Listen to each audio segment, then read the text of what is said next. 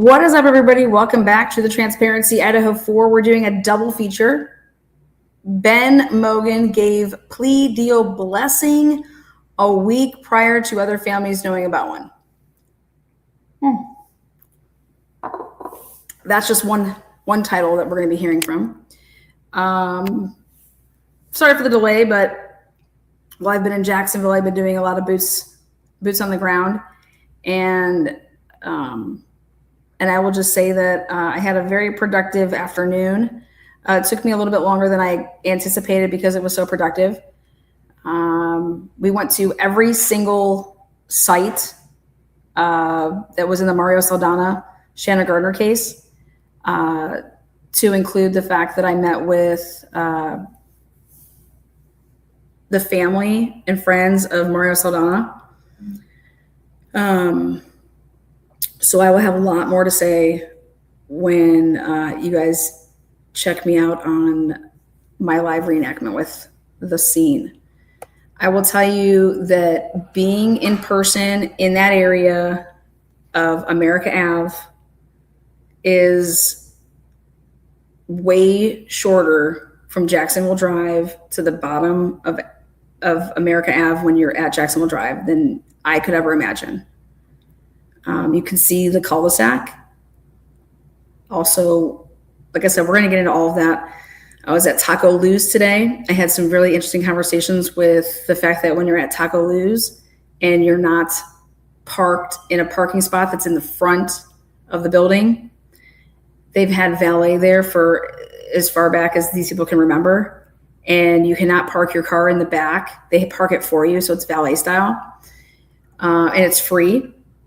But if someone's going to be jumping around, they have cameras back there. If people are going to be saying that people were jumping in and out of bushes and taking trucks out of Taco Lou, and like I just said, we're going to get into all that. Join me on all my coverage with Shanna Gardner, Mario Saldana, Henry Tenen. So, woo! Just a lot. Yeah. All right, so here we go. Saddle up. First thing that we're going to talk about, number one topic, is Lana. Are you ready to admit that Brian Koberger is guilty as F? That's Steve Gonsalves writes me this, and he always will say stuff back and forth. And so it's like, Lana, are you ready to admit that Brian is guilty as fuck? And I say, why does it matter what anybody thinks about Brian's guilt or innocence? It should not. Okay. This is about, should Brian Koberger get a new trial or a trial at all, because he never had one. So I always laugh when Steve says, you ready to admit BK is guilty as fuck? I don't need to say that. Nor do I need to say he's innocent as fuck, right? The question is, was this all on the up and up? And I'm here to say that the G's were right and Hippler was wrong. Is Judge Hippler ready to say that? Is Hippler ready to say, hey, guess what? I was wrong. I should have done X, Y, and Z, and I didn't. And this is something that the Gonsalveses, the only family, was saying to do, right? There needs to be a trial. And if there's not a trial, there needs to be a ton of things that take place in order to take a plea deal, right? So I feel like the family's conflicted.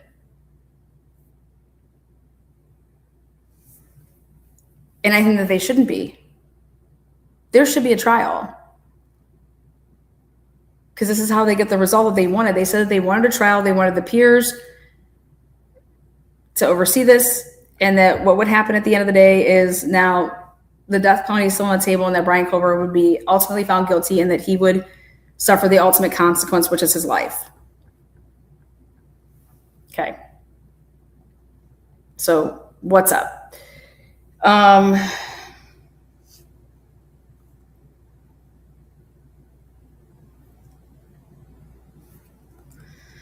So let's talk about some stuff. First thing I want to talk about is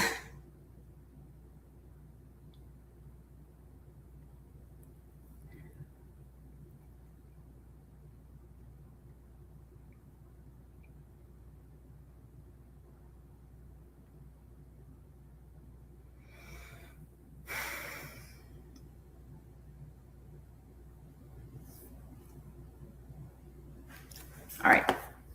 I want to talk about the families. You have the G's, you have the Chapins, you have the Knuddles, you have the Laramies, and then you have Kara, and then you have Ben.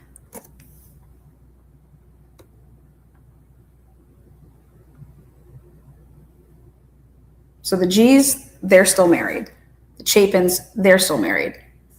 And then you have Xana's parents, they're divorced. So there's the two sets. And then you have Maddie's mom and dad, they're not married, right? And so you have, two sets of families there.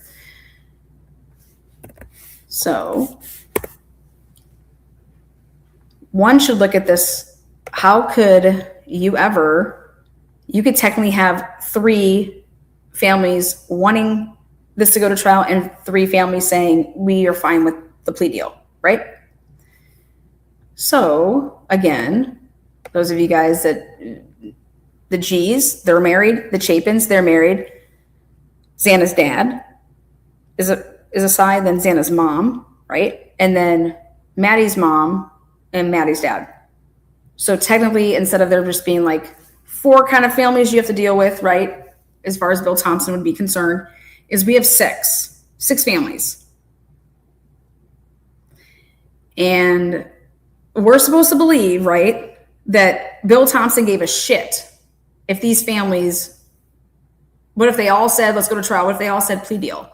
You think that Bill Thompson cares at the end of the day what they say? Because I say no. He does not. I say that Bill Thompson, it's very, very clear to me that if you go to trial with this, you are risking people's careers because this case is going to end careers. That's my opinion, and I will die on that hill. That if the shit comes out that's supposed to come out in this case, which is the truth, right? And people aren't shielded from the truth coming out, that this is a career ending for people. Well,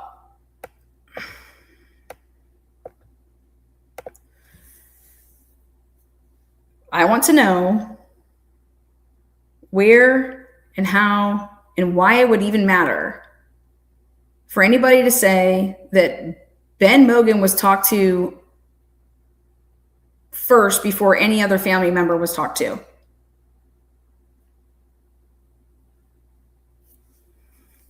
That seems kind of strange, right? Where is that information coming from? Who's putting that out there? And so the question I have for you is, have you guys ever heard that?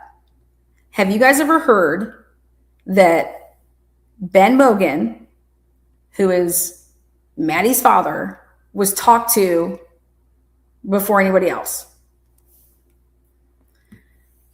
Well, this is why I have this up. I want to show you. Okay. So we're going to pay attention to right here. The June 26th order. Now, we all know how Judge Hippler operated. He would say stuff after like a hearing, right? And then he would then put it and memorialize it in, an order. So I want to talk about this timeline. And I want to talk about the fact that this is Brian's new attorney writing and filing his, right here, motion to disqualify judge for cause pursuant to IRCP Rule 40B, or in the alternative, request for voluntary disqualification pursuant to Rule 40C. And he filed this 8/27/2026. So we all got these new docs, and I want to go to this timeline. Okay, right here. First one, on April 18th, 2025, the court entered its order memorializing oral rulings on motions in limine. With respect to the state's motion concerning alternate perpetrator evidence, the court recognized that such offers of proof ordinarily could be made at trial, but concluded that the complexity of this case warranted resolving them in advance. The court therefore ordered the defense to present any alternate perpetrator offer of proof no later than May 14th, 2025. And everybody was under the opinion that Ann Taylor kept striking out, right? Everything that she filed in Ada County was ultimately, it went the opposite way that she could have asked for it to go, right?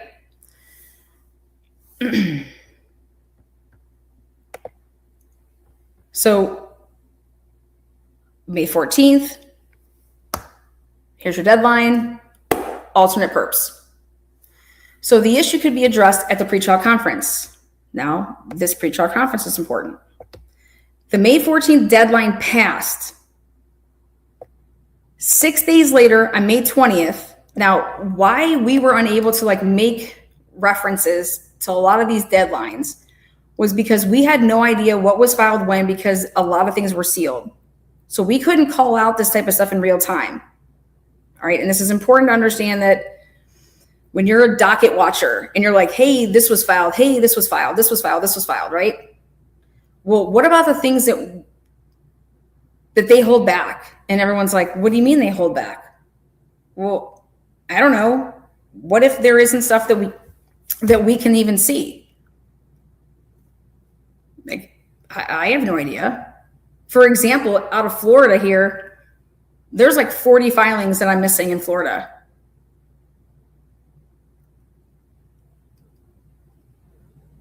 Why? Well, because ultimately at the end of the day, if you're going to be using some website to upload some shit like they did here, they have a lot of say over what can be uploaded, maybe what gets held back, when it happens, things of that nature.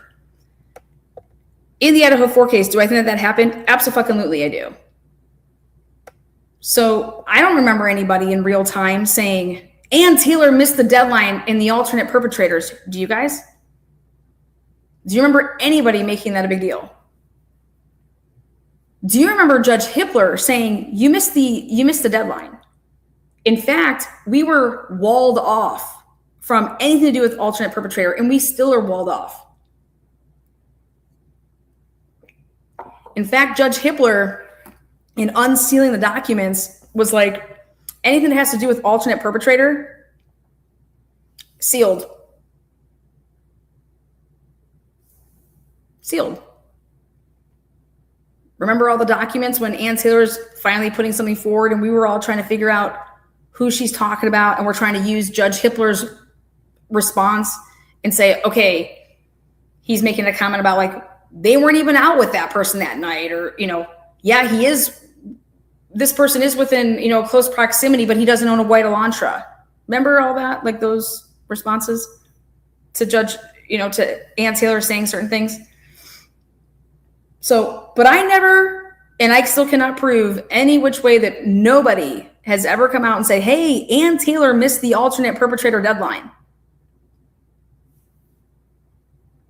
Until you read this and you're reminded of the fact that, wait a second, the May 14th deadline passed.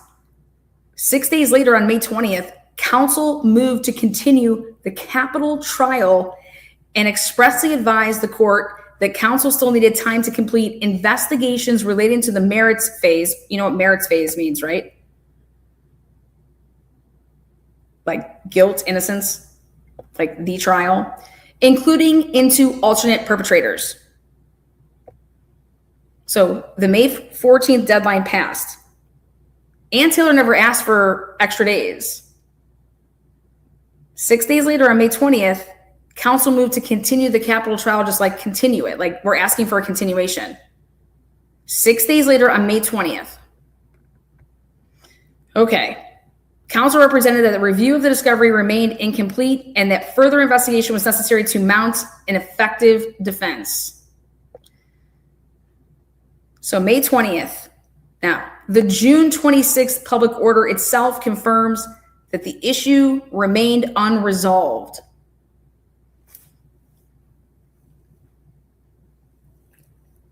And I struggle for that right now. We're going to come back. The court stated that counsel had not fully reviewed thousands of law enforcement tips, but we also remember, though, that they did have. This is just truly interesting to me, and this is what I'm going to say about it. If you go and you look at when Ann Taylor, everything to do with the alternate perpetrator stuff was sealed off from us, but there was an order put out. And again, hella redactions, and it had to do with denying at this point, you're not talking about any of these people as alternate perpetrators. This is like conjecture and like it's just speculation. Okay.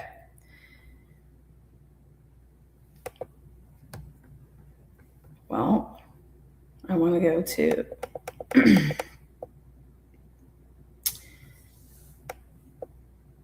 just like before, C. The court also received additional information under seal concerning why further time was allegedly necessary, which we don't get to see. This was ex parte communication, and it's sealed off from us now in this even batch. Judge Hipper rejected the legitimacy of the asserted preparation problem in express and categorical terms. So the June 26th order did not merely conclude that counsel had failed to satisfy the legal standard for a continuance. Judge Hipper expressly found counsel's complaints about an inability to meaningfully review discovery entirely unconvincing. So all of this bullshit, right? And she's saying I couldn't do any of this stuff, right? Thousands of tips and security video. Security video.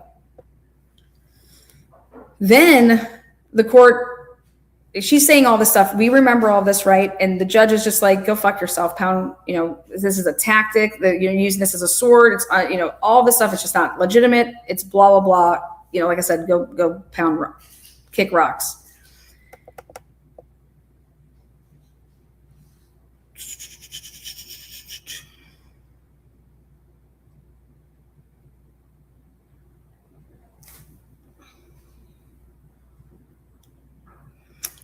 We have to circle back to this. If Brian Kohlberger had no ties to any of these victims, right? Then how come Judge Hippler felt so confident to say these alternate perpetrators that you want to bring up, they've either been cleared by DNA, right? That their DNA wasn't matched to the crime scene, right? And that there was no connection to the victims, right? But Brian Kohlberger has no connection to the victims. And Brian Kohlberger has touch DNA, but it's single source, touch DNA, but it's single source. Well, guess what, Judge Hippler? What about all the stuff that wasn't tested? Just because you're saying that their DNA doesn't match stuff that was there, what about all the stuff that wasn't tested?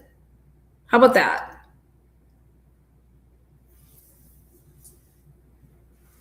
And ultimately, Judge Hippler said that the person that committed this crime, Judge Hippler said, had a white Hyundai Elantra. Do you guys remember that? Do you guys remember in this lovely piece of work that Hippler provided to all of us, he is saying that the people that Ann Taylor had brought in to be alternate perpetrators, that they could not be one because they do not have a white Elantra. And I'm over here like, but in the beginning, all of these people that were considered suspects, they didn't have white Elantras. It's laughable to me. This white Elantra shit emerged, right? And it kind of took over, and it is what it is. But I'm over here like, Judge Hippler is stating a fact that is not a fact. That's a theory.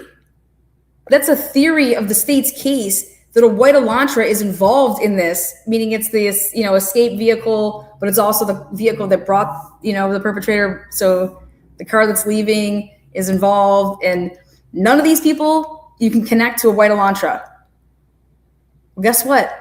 We can connect some people to a silver Elantra that's light in color, very, very, like when I say silver, it looks like it's pearl white, whatever. How about those girls?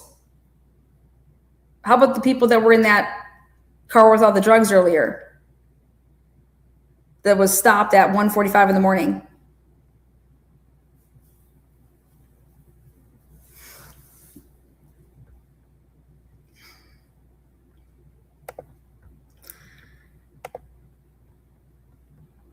So, hold on.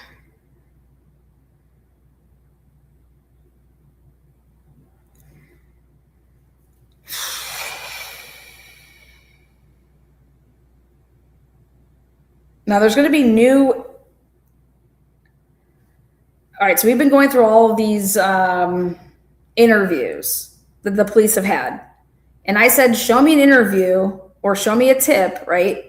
Or any of these smart motherfuckers from WSU who are in criminology, who teach it. They're teaching PhD student, people to become PhD students. They're the professors. They're the people that are running the program. Where is there a tip from any of these people from WSU saying, we have one of the weirdest motherfuckers in our class. We're trying to get him kicked out. You know what? He may be a great candidate. He may be a great candidate to be the killer because he has a white Elantra and because he's a freakazoid in our class. Not even just in our class, right? But like he's following people. I think that we have to walk out people because of him. Just any of this shit, right? These are the people that are in this field. This woman says that if you give a PhD to Brian Kober, he is basically a pervert, basically deranged, and that he is going to he's a predator already. He's going to be one. He's already one. And we're going to give somebody a PhD, and he is just going to go and do wild shit, right? Nobody, zero people came forward to say, hey, you need to look at this dude. For the mere fact that he has a white Elantra, they didn't even fucking say, you need to look at this dude. This is somebody that's getting parking tickets right outside their hall. This is somebody that's supposedly following people around. This is somebody that Ben Gay got in his car, knows he has a white vehicle. Maybe he could have forgot that it was a white Elantra, but fuck, Brian has that white sedan.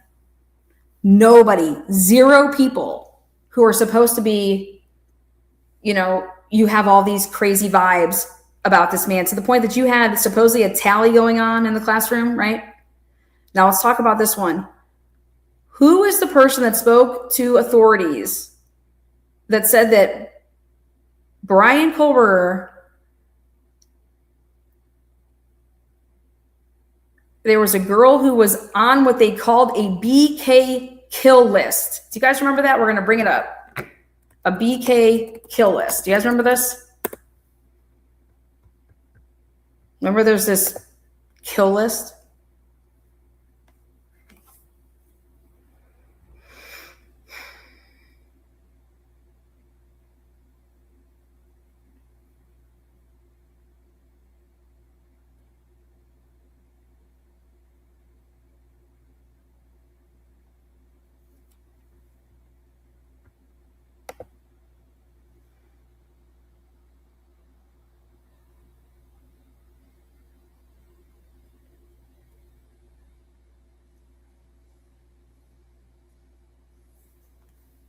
Brian Kober had a kill list? People were like, where, what, huh? No. Where is it? Let's bring it out. Let's bring out the kill list.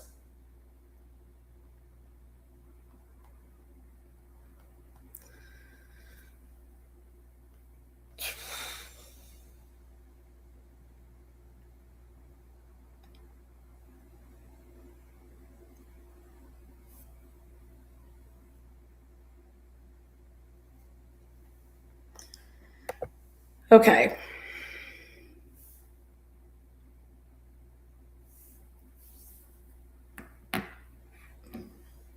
I'm going to show you guys something.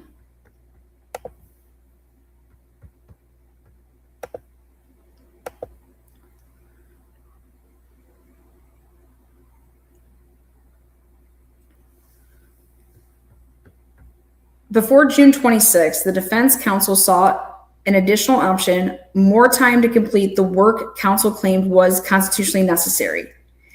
After June 26th, that option was gone.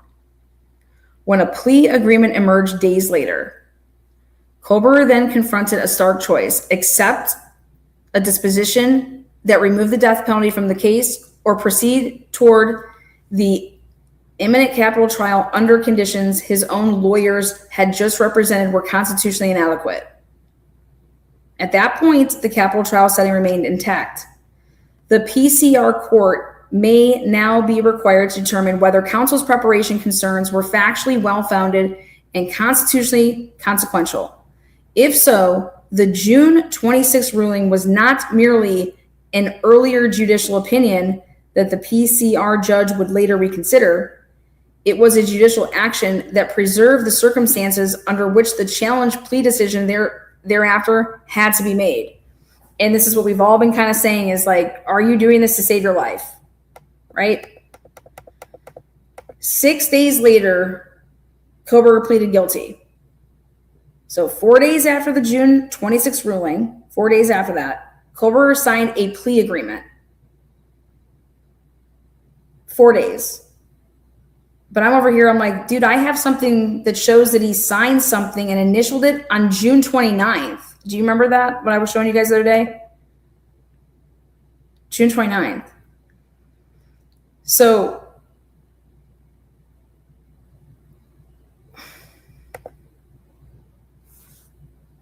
when and why would Ben Mogen be contacted? What was the purpose of Ben Mogen being contacted? Because no offense, I'm just going to be blunt with it. Who cares what Ben Mogen has to say? Who cares what any of these parents have to say, right? The Gonsalveses are screaming shit off from the rooftops. It doesn't matter, right? They're being vocal. They're out here causing havoc, right? They're going against them. Who cares? Why contact Ben Mogen, little Ben Mogen, who isn't making a peep, who isn't saying a word?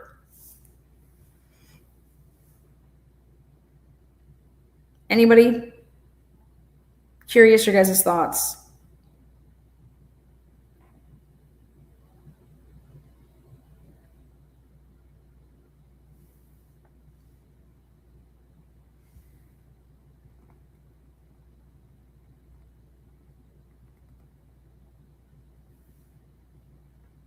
Someone keeps writing leverage. Leverage of what? What are we leveraging here?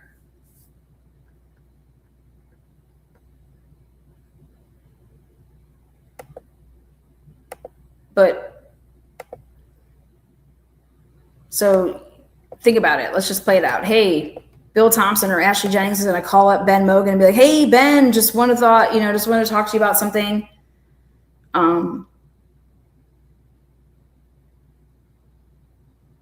The judge told us that this is our last opportunity to even entertain a plea deal. We kind of wanted to get your thoughts on if you had something that what do you think? And he's just like, oh God, no, I haven't even thought about that. I thought this was going to trial. Aren't we going to trial, next week, basically, like in a couple weeks? What do you guys think? They're holding acceptance of plea over his head. What? Why would you ever?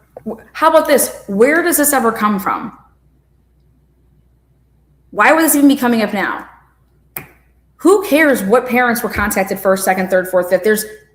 There's 6 sets of families, right? They're all going to get contacted, right? The question is were they all contacted by the same person? Number one. Or do you have handlers?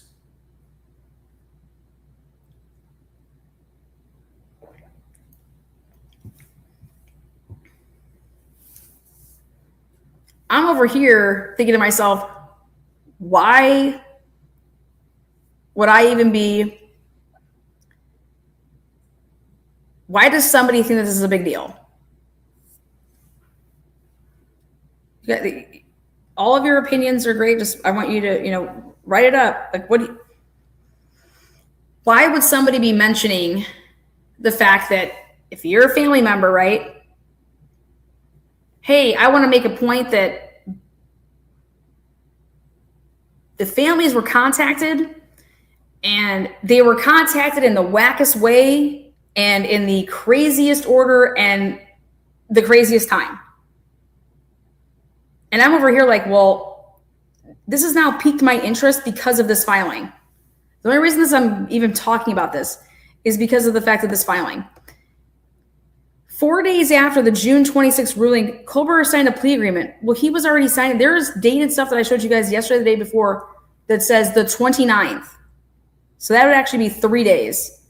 So I believe it was AI that helped with this, and they can't count.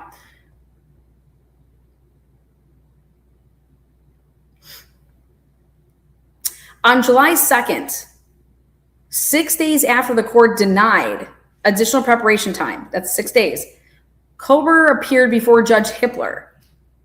Judge Hippler disclosed that he had learned of the agreement only Monday afternoon. Perfect. Now, let's go back and take a look at when, remember I was doing this off for you guys? I was like, we got to talk about some dates here. We're going to go back to June of last year. June. Monday is the 30th. The 2nd is Wednesday. The 26th is 4 days after the June 26th ruling, which is when it was put in writing, that order on the 26th.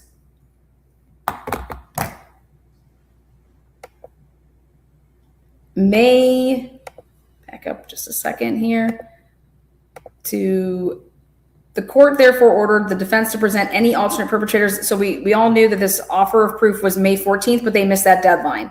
The May 14th deadline passed. 6 days later, on May 20th, counsel moved to continue the capital trial and expressly advised the court that counsel still needed time to complete investigations relating to the merits phase, including into alternate perpetrators. But they definitely filed something. I read it. We read it. Judge Hippler denied this alternate perpetrator. It was all speculation. I'm like, this whole fucking case is speculation. Yeah, it is. It's theories, right? But the state's theories were built off of no probable cause and violating citizens' rights.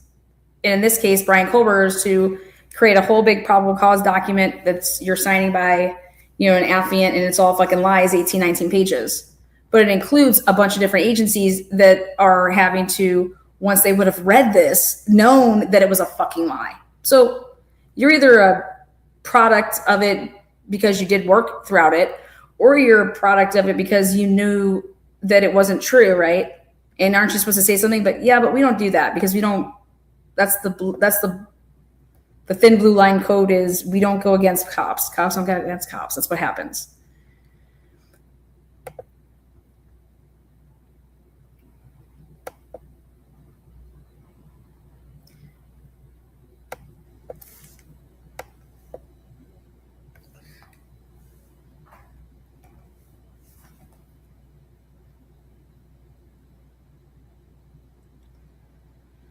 So the 26th is a Thursday, the 27th, Friday, Saturday was the 28th, 29th was Sunday, 30th was Monday.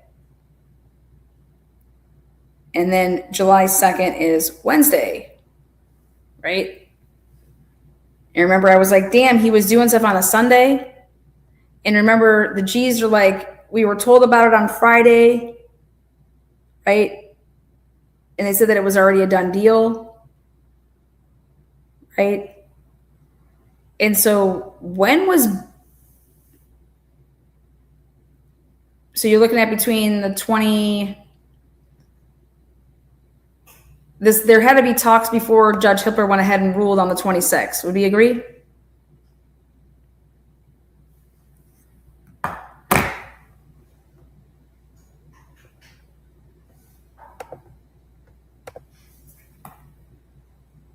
Now,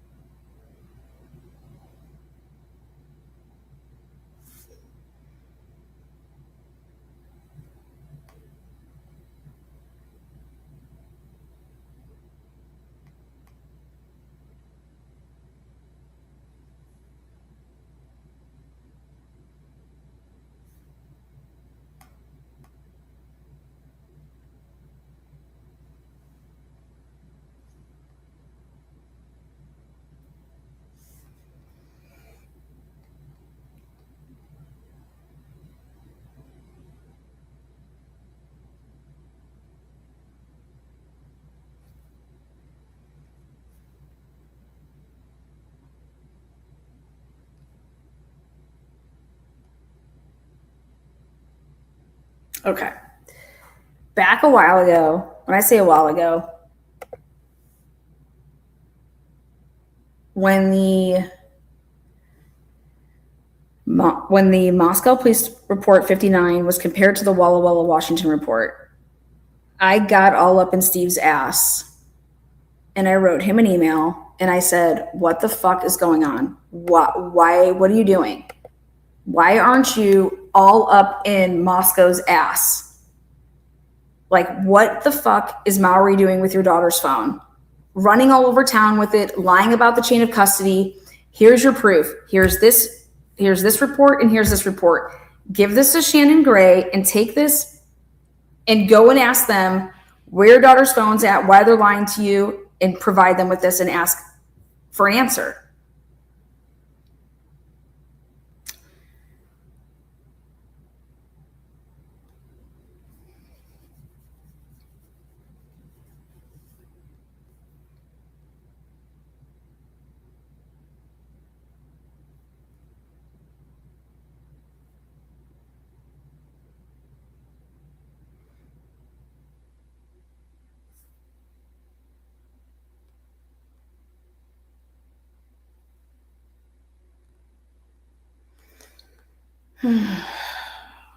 Okay.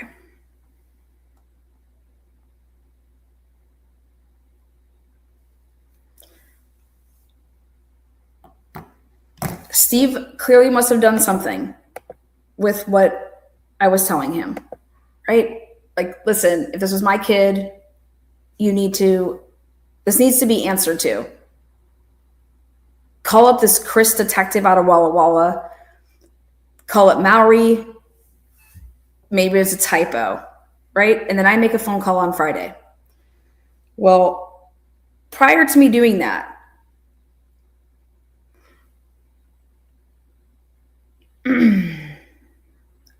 a long time ago, I said the Reddit search warrant that was issued for Kaylee was done so prematurely that it needs to be looked into, because why are you going after just Kaylee's Reddit and not anybody else's? Why would it be of interest to you as early as whatever date it was? Like, this is all stuff I provided like a long time ago that needs to be answered. Now,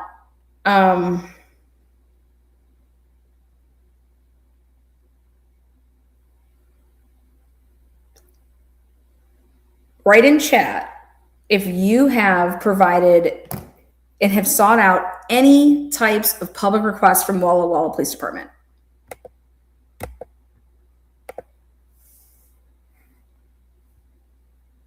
Has anybody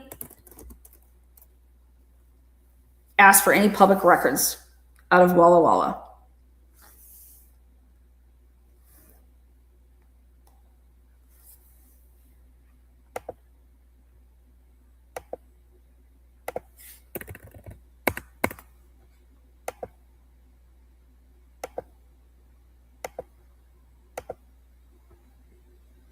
Anybody?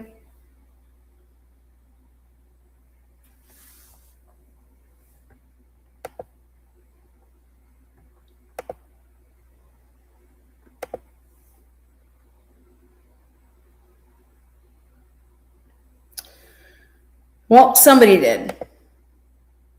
Somebody put in a public request, okay, and they're requesting all of the phone extractions from Walla Walla that Walla Walla did, okay? And I want to explain a couple things. So nobody has claimed out there by any channel that said, hey, here's a copy of my public records that I did. Anybody?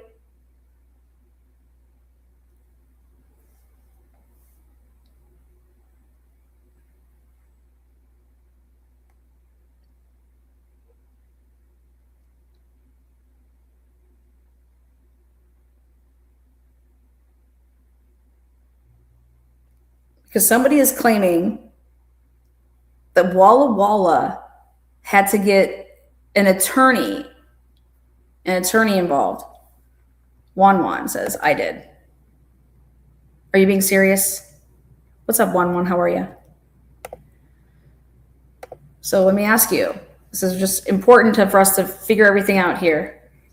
So did anybody put in a public record seeking and requesting all of the phone extractions that Walla Walla would have done? Okay. Well, Walla Walla has now allegedly, supposedly got an attorney involved. Okay. And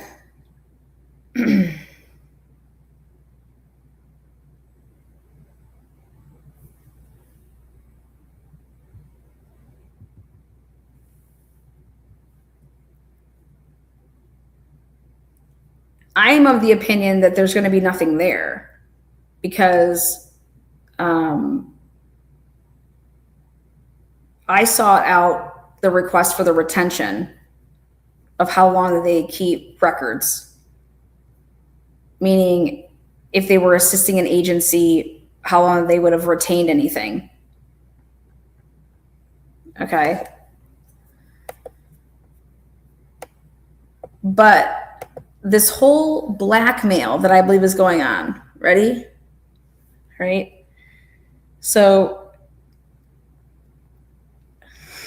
how do I want to say this?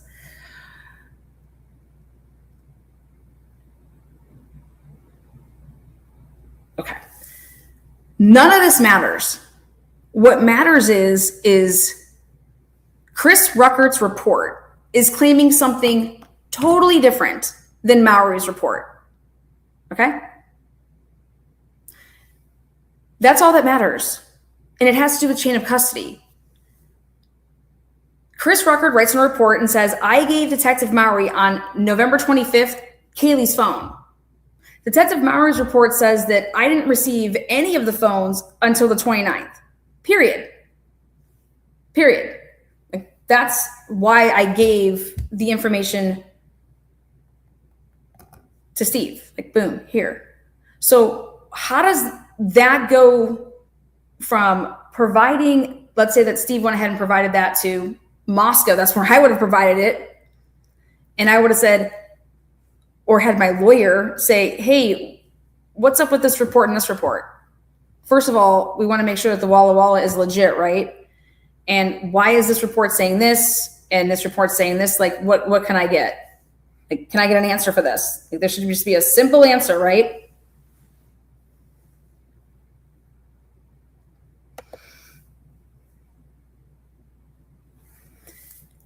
Do you want to know what this has started?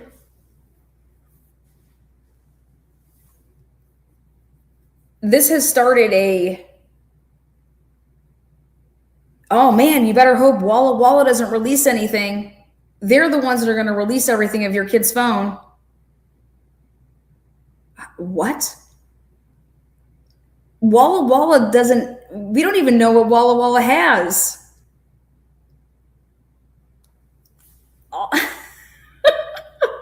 Like, how can Walla Walla release anything on Kaylee's phone or anybody else's phone? Right?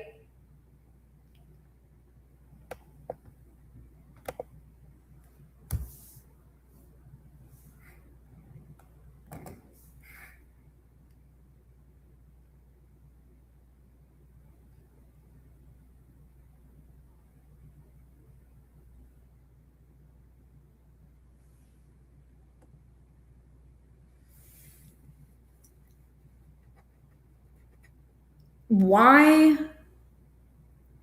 if the family is just simply seeking, what is this? What's going on here? We're bringing this to your attention because, I don't know, the guy that killed our daughter, right? He's trying to get, a trial, right? And this was brought to our attention. We're asking you guys about it. How the hell does this go to, you should keep your mouth shut and you should do X, Y, and Z. And because guess what? If this stuff gets out, if you start going down this route, we're going to have no choice but to turn all of this over to the public. And I'm over here like, what the fuck? Like, this is deflection 101. And either somebody's doing it to you or you're doing it to me, but I don't give a shit. I'm just calling it out. Like, this is not, you're asking them why Maury's police report says that he didn't receive Kaylee's phone until the 29th, but the people that extracted the phone said, hey, Detective Maury waited around and received the important cell phone that same day on the 25th. There's a problem. Like, Detective Maury lied in a police report. So all I was trying to say is, hey, if you're banking on anything that anybody's ever told you and it came from the mouth of Detective Maury, he's a big fat fucking liar. Here you go. You might want to start asking some questions. Here's the 2 reports. This is wild and it's not good. And it seems like you gave them a passcode and it actually worked because your daughter's phone was unlocked and it was downloaded after it was unlocked. It was extracted because it was an AFU download. And you can only do that after it's been unlocked.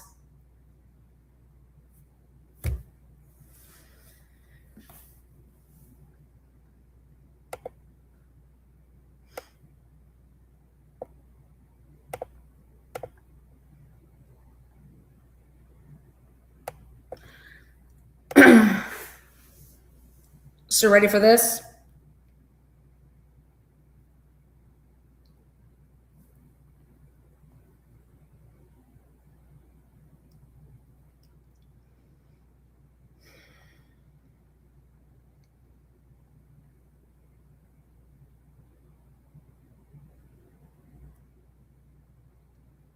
Now, 2 of my sources have told me,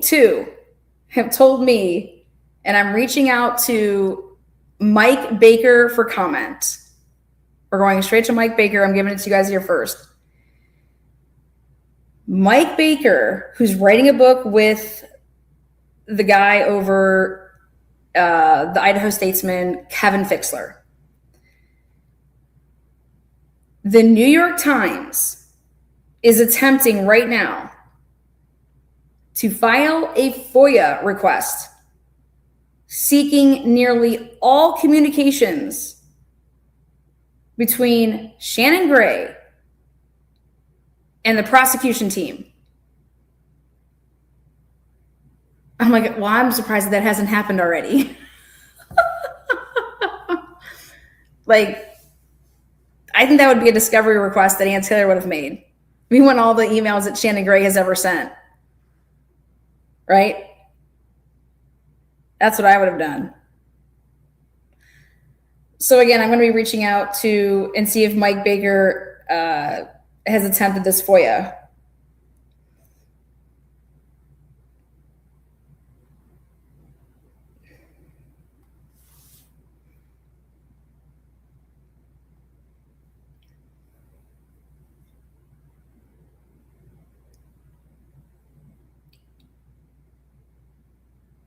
All right, so here we go.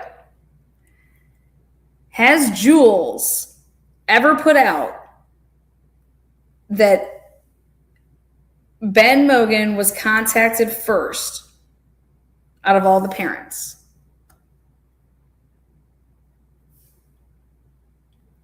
I'm letting you guys try to tell me that.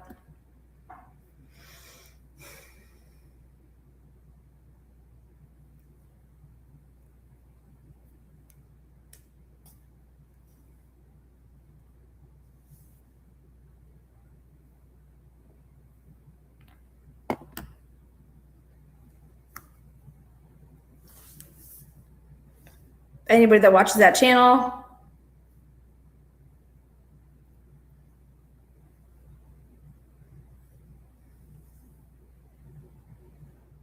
Okay, ready? Has Jules ever said that she was in contact with Mike Baker, the guy who's writing the book from the New York Times?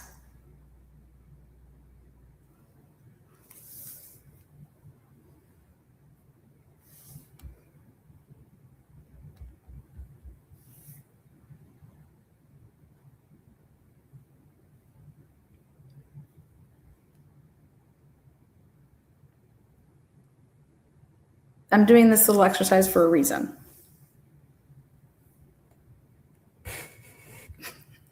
All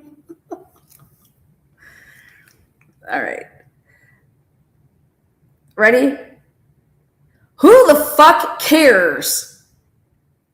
Who the fuck cares? Think about this.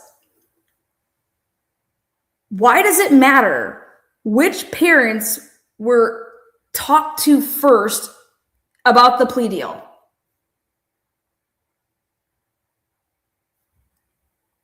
Do you understand that based off of this timeline that we're presenting here,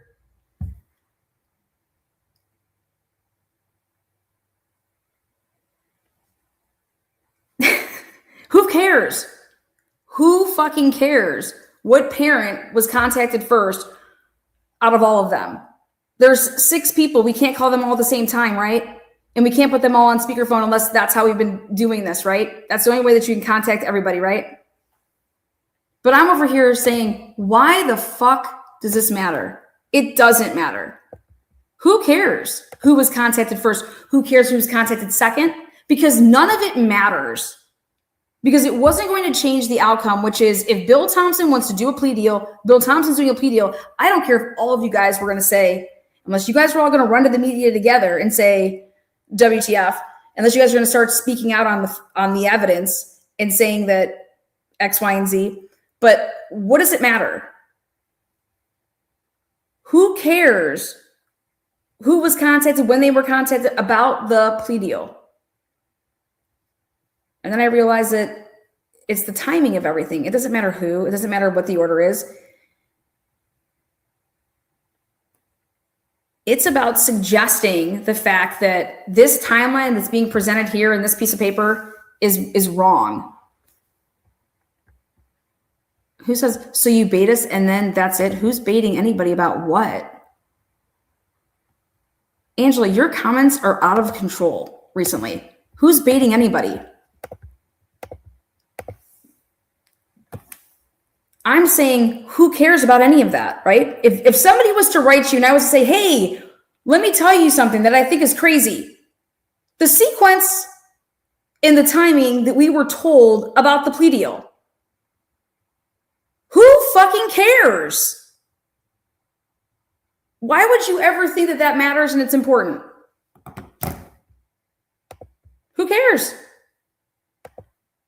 Who cares? That's my answer to that, is who cares? Why does it matter? Why would somebody that's a family member in this case make it a big deal? I'm over here like, who gives a fuck? Who cares? Who cares who was told last, first, middle? There's going to be a first, there's going to be a last. There's 6 families. And I say that there's 6 because there's 4 kids, but there's divorced parents.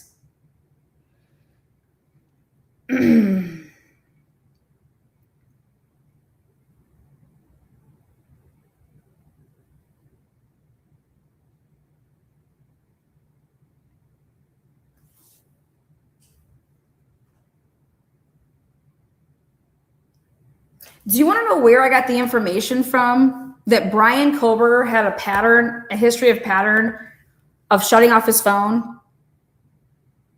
Guess how many times, allegedly, supposedly, in the 6-month period that Brian Kober actually pressed the off button to turn around his phone? 402 times. 402 times. Brian powered down his phone in a 6-month period.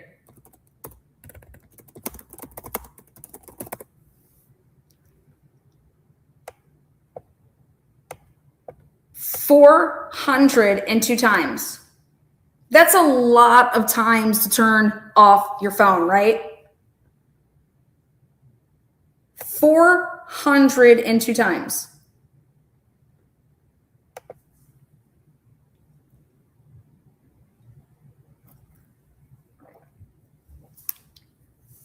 But do you understand that the cast team can't tell you that? Do you understand that nobody from the cast team could ever be like, hey, Brian Kober shut off his phone or turn it down 402 times? What you could say is that the phone was either out of the service area, right? Wasn't responding to the network, all of these things, right? But to say that Brian Kober turned off his phone 402 times and to suggest that that was told, that happened 402 times from a cast team member, I laugh because cast can't tell you that. Like, cast can't tell you that. So Brian Kober's phone in a 6-month period was not responding to the network the same way that it was that night 402 times. Don't you think that would be like, I don't know, exculpatory for Brian to be, so when you're comparing that on the night of the murders to be saying that 402 times his phone, the only way that you could ever claim that is if you had the extraction and if you were able to even download it in a way that you're getting the powering log. 402 times. Remember when Cyree said that, oh, him shutting off his phone, like that's fucking normal. That's a life pattern in an OCD, if you ask me, right?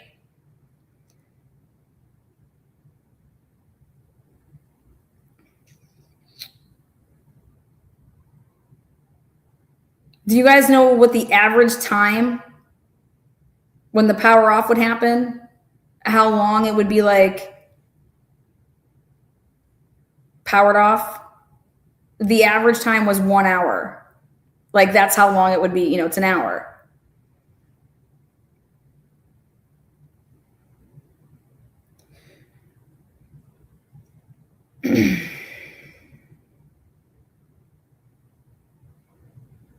Did you guys ever hear Bill Thompson say that? Nope. So the prosecution was going to argue that Brian Kober did that because it was a pattern of hunting and surveying. Hunting and surveying.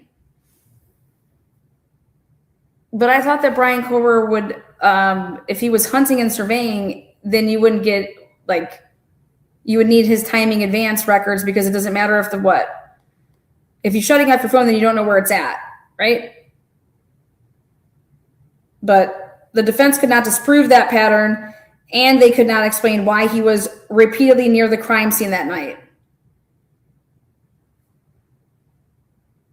That doesn't even make any sense because you cannot say that he was near the crime scene that night ever, not once.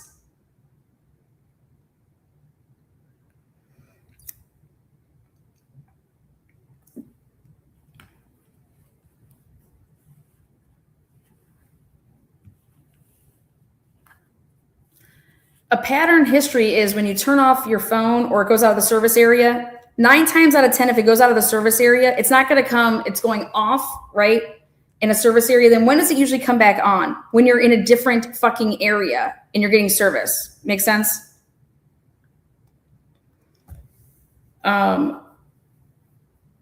So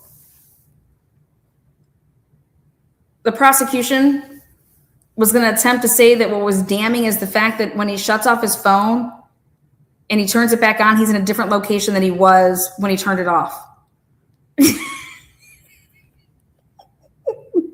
I don't think that that's damning at all.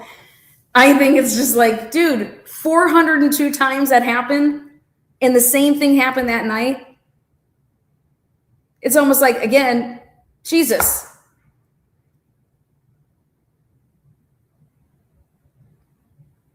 I think what would be the most damning, right, is if you can pinpoint where Brian was when the phone supposedly came back on at 4:48, right? And I did this in the beginning, and it's like if the vehicle left at 4:20, speeding out of there, whatever, right? 4:20, how far would you be, right? 4:20, 28 minutes later, where would you be? And how far is that from the scene? That to me is what would be the most interesting. And is it where the phone was? And I know that it's off by 10 minutes. How do we know that? Because listen to what Cyree says. Listen to the fact that it's like there's a little area that he could have been at because he should have been 10 minutes further away if he's just continuing to drive. Does that make sense?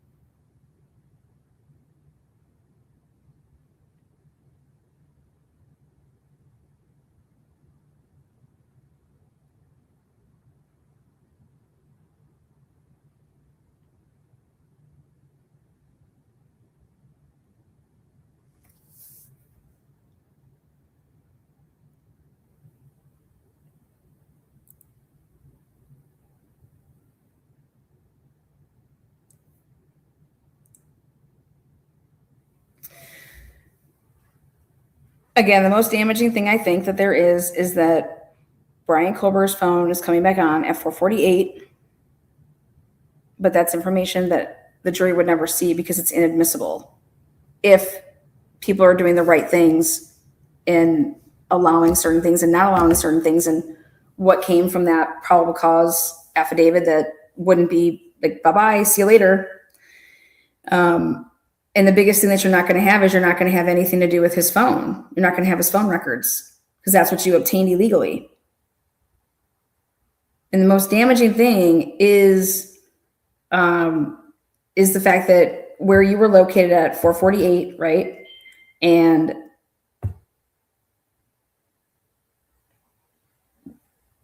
that you powered down your phone, right, at 2:54.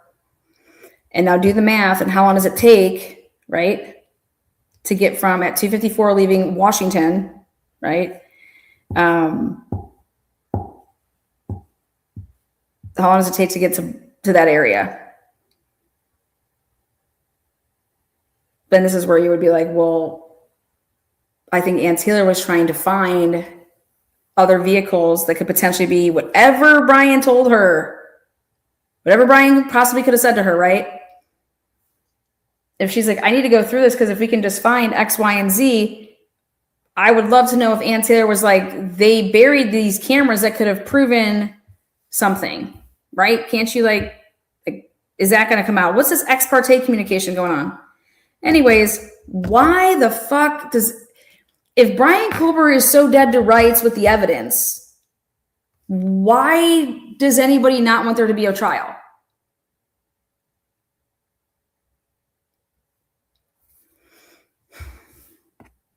I tell this all the time to Steve. Steve, you have all this evidence. If everything that you say is right, then you said Chad Daybell was convicted in 6 hours. Brian Colbert's going to be convicted in less. Awesome. So then that's what's going to happen.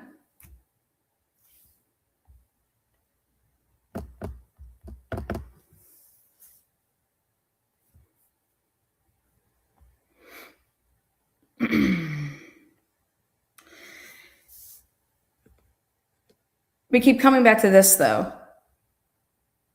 if the crimes began at 2:53, how could it be Brian Koberger? If it started then. It can't.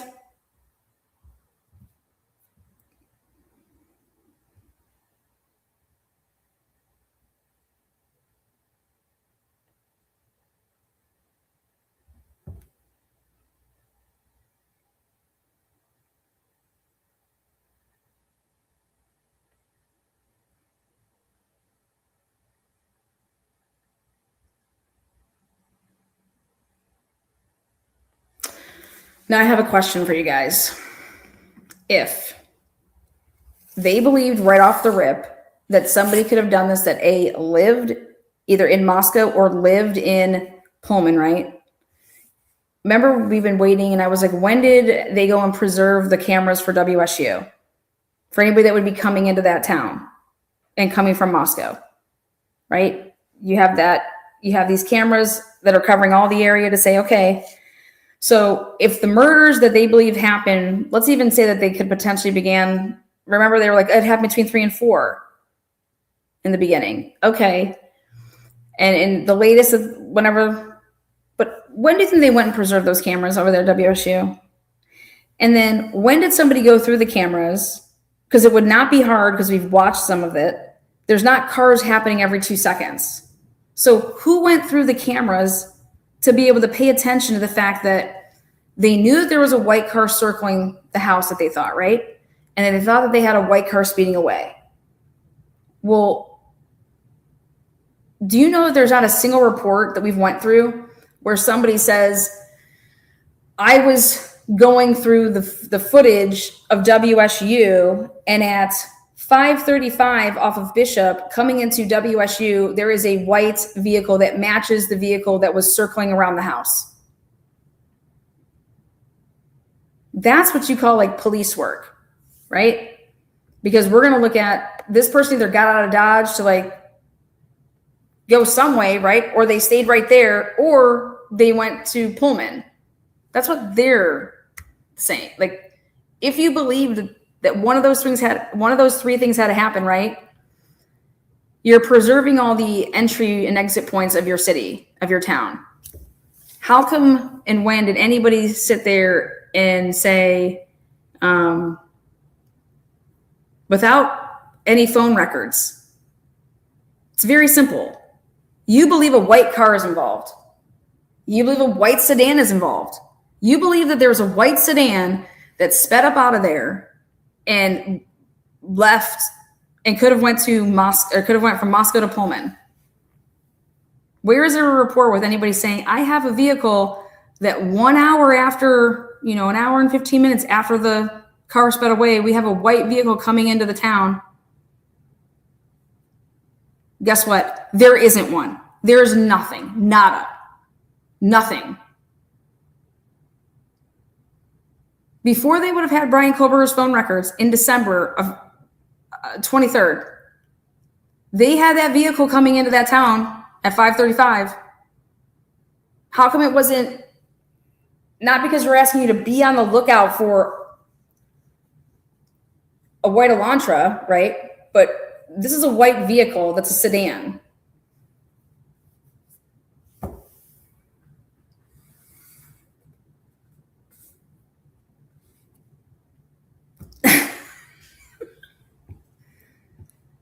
I think somebody could have left Moscow, like Blaker said. Left Moscow because the 2 cities are so, and then went to Pullman. What the fuck?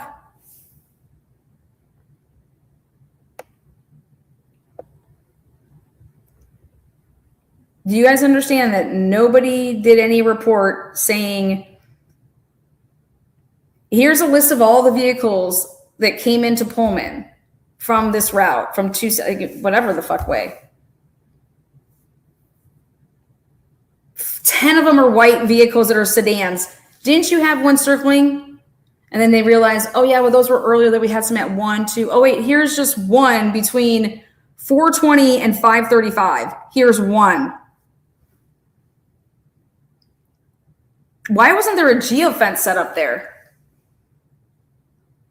to see who would have been driving around at that time. No? I mean, what the fuck? Anybody understand that?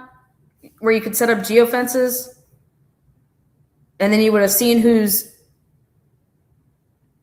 IEMI number is coming into that little area. This is Blaker's statements. This is Blaker saying he believed that the killer left up out of there and went to Pullman.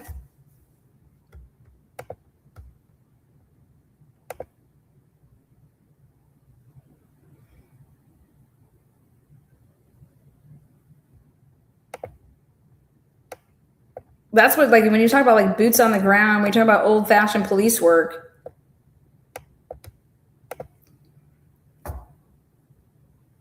In fact, let me show you something. Show you old-fashioned police work. I made a video in this case back in 2022. And it's a Jack Showalter video because it's about hoodie guy. It's about anybody leaving that's trying to leave up out of there. And let's see.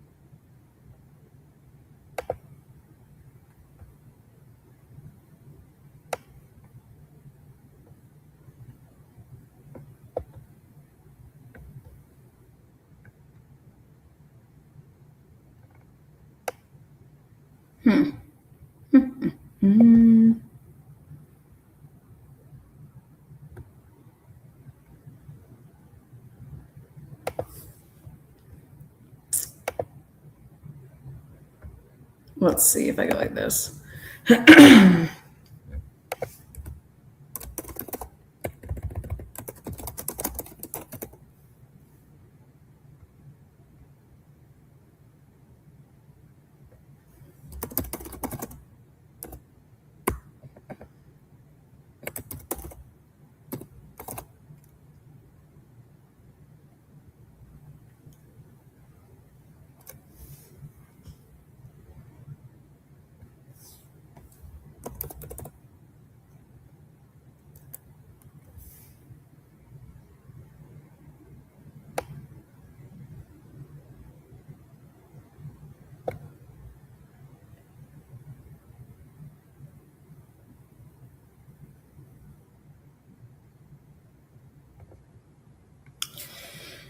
Fuck.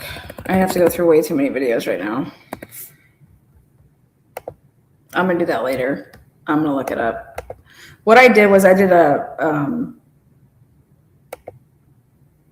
okay. I have a question. Why are you writing duck every time?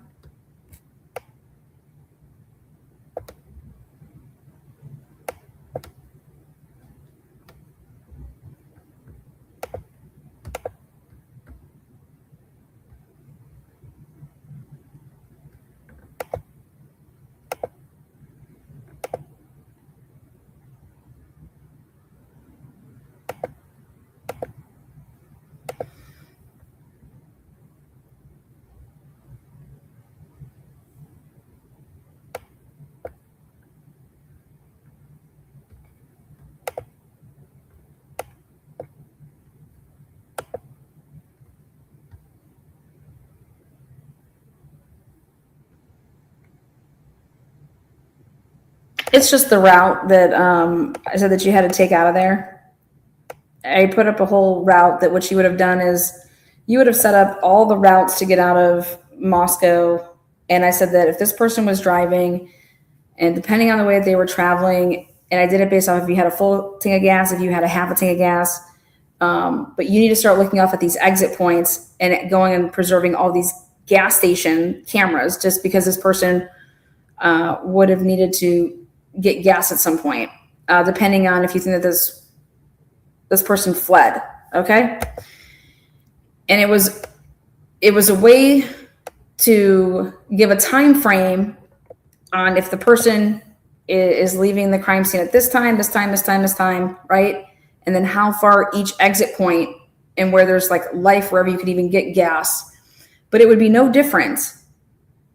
And this was me not having any information, but this is showing that a person could be caught off at a gas station at these different areas, and this is how far it takes and how long it takes to get there, and depending on how much gas they had when they would ever need one, blah, blah, blah, blah.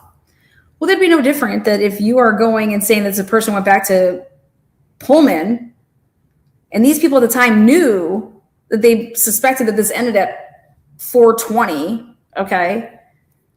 Well, what do they do? Oh, we have nobody coming back into the area at 4:30, 4:40, 4:50? Well, I guess that's just a wrap, because that's how long it would have taken.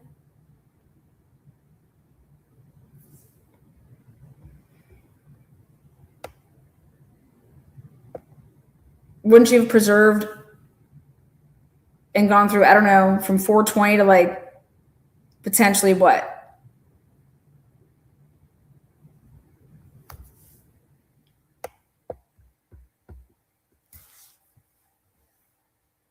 Point of the matter is that whatever they did, it turned up nothing in any reports or by them saying, hey, we have a white vehicle. It wasn't until after the name Brian Kober came about that they had camera footage of the whole Bishop white car on December. I think they got it December 20th. Then that was after December 19th, which is his name. It wasn't even on their radar that they found a car that was a white sedan entering into Pullman, and it's the same type of a vehicle, right, that was seen leaving. There was no, that's good police work. But it's nowhere. Again, it wasn't until after they had his phone, his name, and they got the information to say, okay, let's look at these phone records. Oh, wait, he shuts off his phone, but oh, wait, the camera's really going this way, and we have to say he's going that way. So we have to just lie about all of this. And normally you wouldn't have. And the one thing that was like, no, we have to continue to make this up, however, was because we have his DNA. Let me put it to you this way. Payne is lying when he is saying that you didn't know what this tip, Brian Kober, hey, investigate him. You didn't know that his DNA was supposed to be on that sheath, or could have potentially been on that sheath. No. Well, that's a fucking lie. You know how I know that's a lie? Because you would have never continued on his path of him, because you would have had to lie to make all of these things fit. But the only reason you would ever do that is why? Because his DNA is on the sheath. His daddy's DNA is on that. Well, it's his DNA, but it's the dad's DNA that you got back, and we need to make this work. But you knew that before you got his dad's DNA.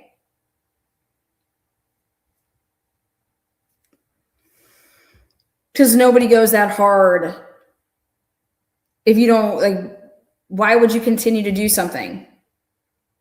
If it was just any old tip, just like somebody turns a tip in a tip line, hey, I really think this guy, Bob John, man, he's crazy. He did X, Y, and Z, and he's got a white Elantra and all this crazy shit. But like, then you realize, well, Bob John was at his girlfriend's, and she has a Ring camera and he's there.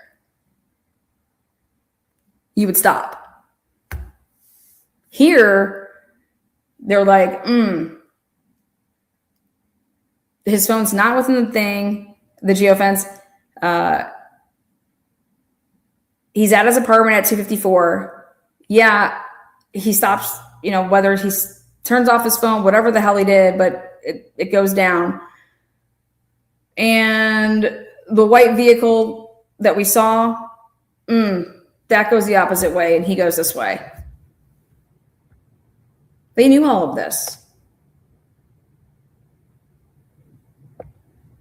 Yes, it is. His DNA is on that sheath. Yes, it really is.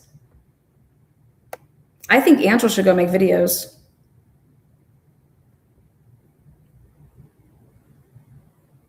Bottom line is that cars don't kill people unless you're claiming that they ran into him with the car. Bottom line is that what are you basing that white car having anything to do with it? And if that's the case, why didn't you interview anybody with a white car prior to, especially the girls that had the drugs, that know the girls that live in the house that were murdered, that were on campus? Must not be that important. It wasn't that important when you thought it was Jack D, right? It wasn't that important when you thought it was Jack Showalter, right? It wasn't that important when you thought what? That car meant shit. That car was for somebody else. What does Connor Chestnut drive? This car just started becoming people's vehicles, one after the other.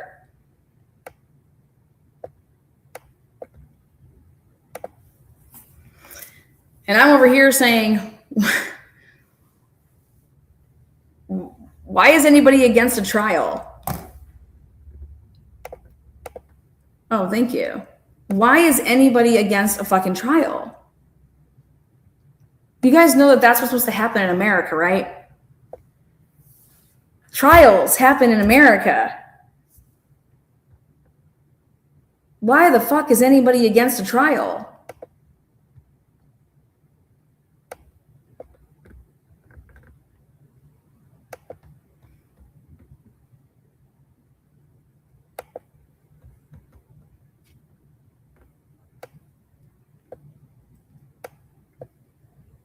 How does anybody see what this is in black and white?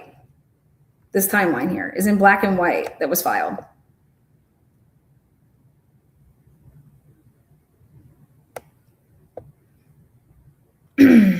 Because the May 20th, 2025 ex parte supplement and portions of the record concerning the matters described therein remain sealed, petitioner has intentionally omitted their substance from this publicly filed memorandum. Those facts are relevant to the appearance issue presented here and are addressed only in petitioner's sealed submission, so that this motion does not itself disclose information previously protected by the court.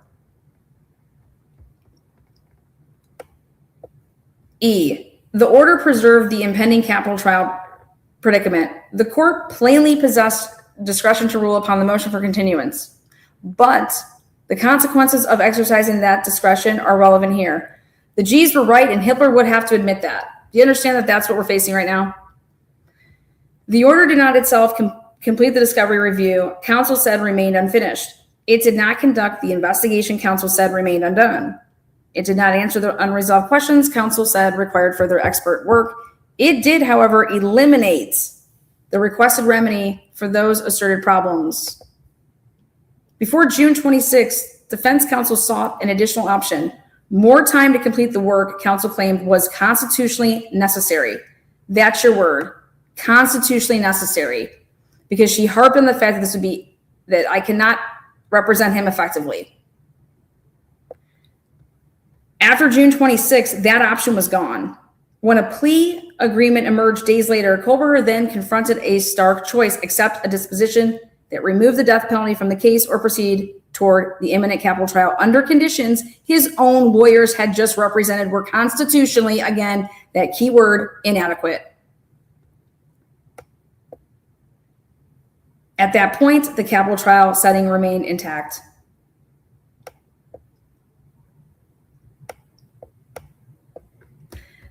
I said this before this even was wrote. The court, have you been able to do all the discovery you feel necessary? Ann Taylor, yes, Your Honor. Unfucking believable, right? It's right there. Only days earlier, the court had been adjudicating counsel's assertions that substantial discovery review and investigation remained incomplete. The PCR court may now need to determine what changed, if anything, between those representations. Now, this should blow all of our minds right here.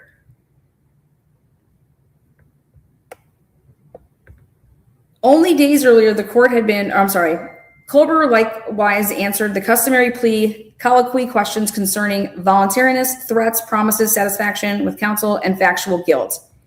He denied threats. Remember I said this? I was like, he denied threats and undisclosed promises, and he said he was pleading guilty because he was guilty. He said he had enough time, was acting freely and voluntarily, considered the plea in his best interest, was satisfied with counsel's advice, believed counsel had done everything he requested, and was satisfied with counsel's representations. Now, think about if you deal with the courts yourself, if you're Ben Mogen and you've ever been charged with something that you didn't do, or you've been overcharged, like, hey, they got you on something, but then they said, okay, hey, they went ahead and said that the personal use shit that was on you, we're going to say that it's enough for trafficking, distribution. And you're like, wait a second, hold on, dude. I do all that shit myself. I'm not fucking distributing this, like, right? So who knows about overcharging? Ben Mogen. Who knows about plea deals? Ben Mogen. Kara. Those two people have dealt with the system before, right? Now, do I think that anybody was overcharged here? Absolutely not. I think nobody was overcharged here. Whether he did it or not, that's for a jury. But he wasn't overcharged.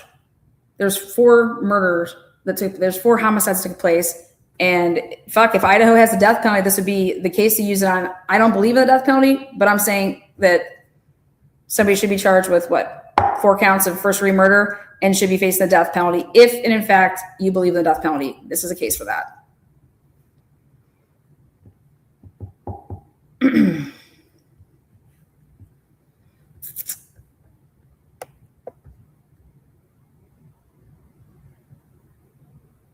People like Ben Mogen and people like Kara know that you plead to stuff that you did not do.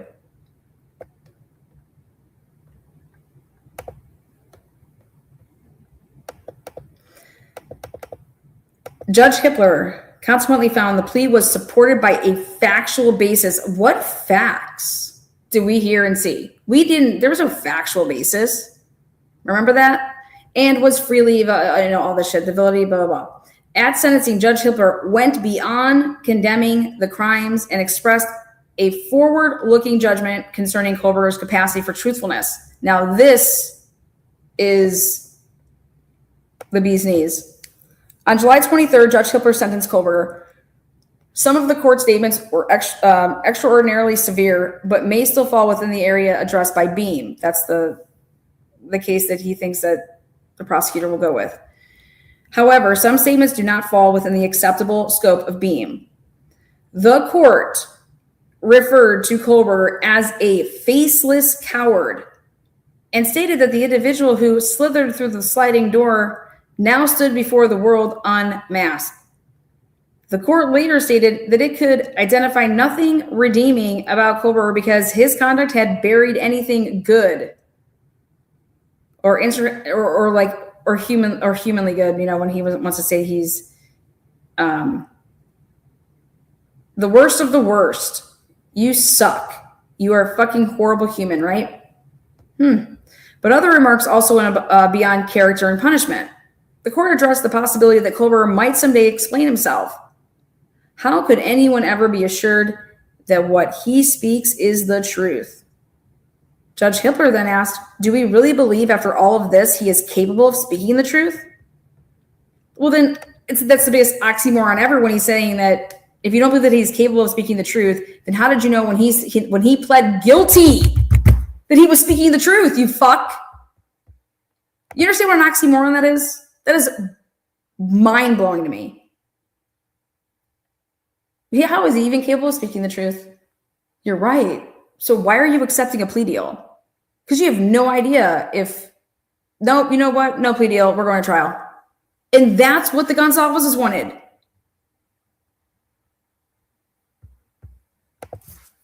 So why aren't we going to trial?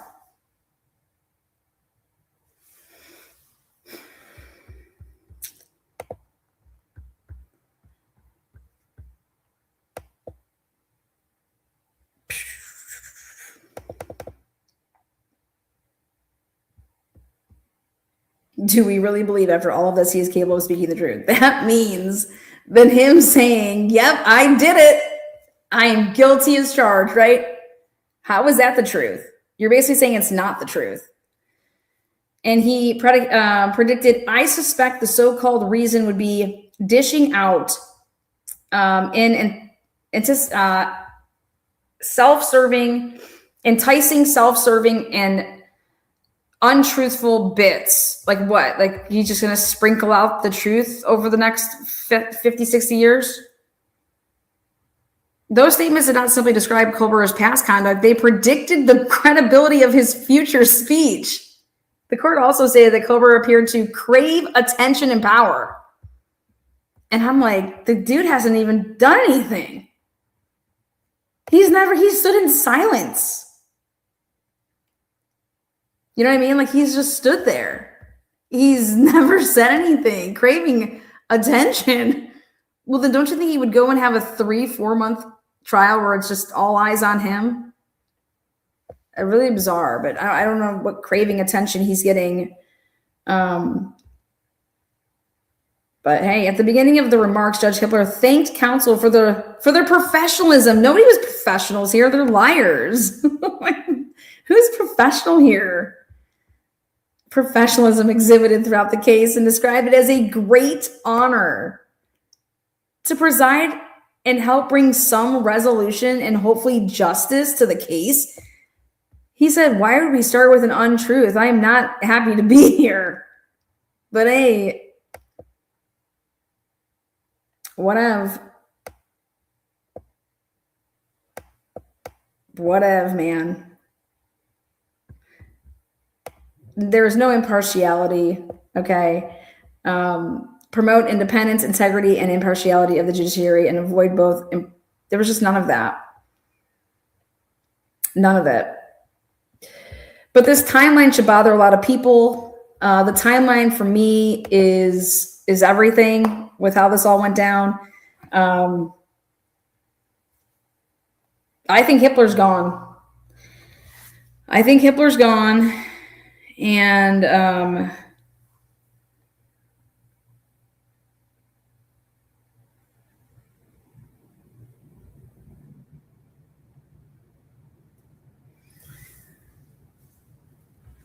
how much bias can one person have in one thing? I don't believe Hippler. He's a slimy snake. I think he's going to be out. I think he is. But I have to bring up something.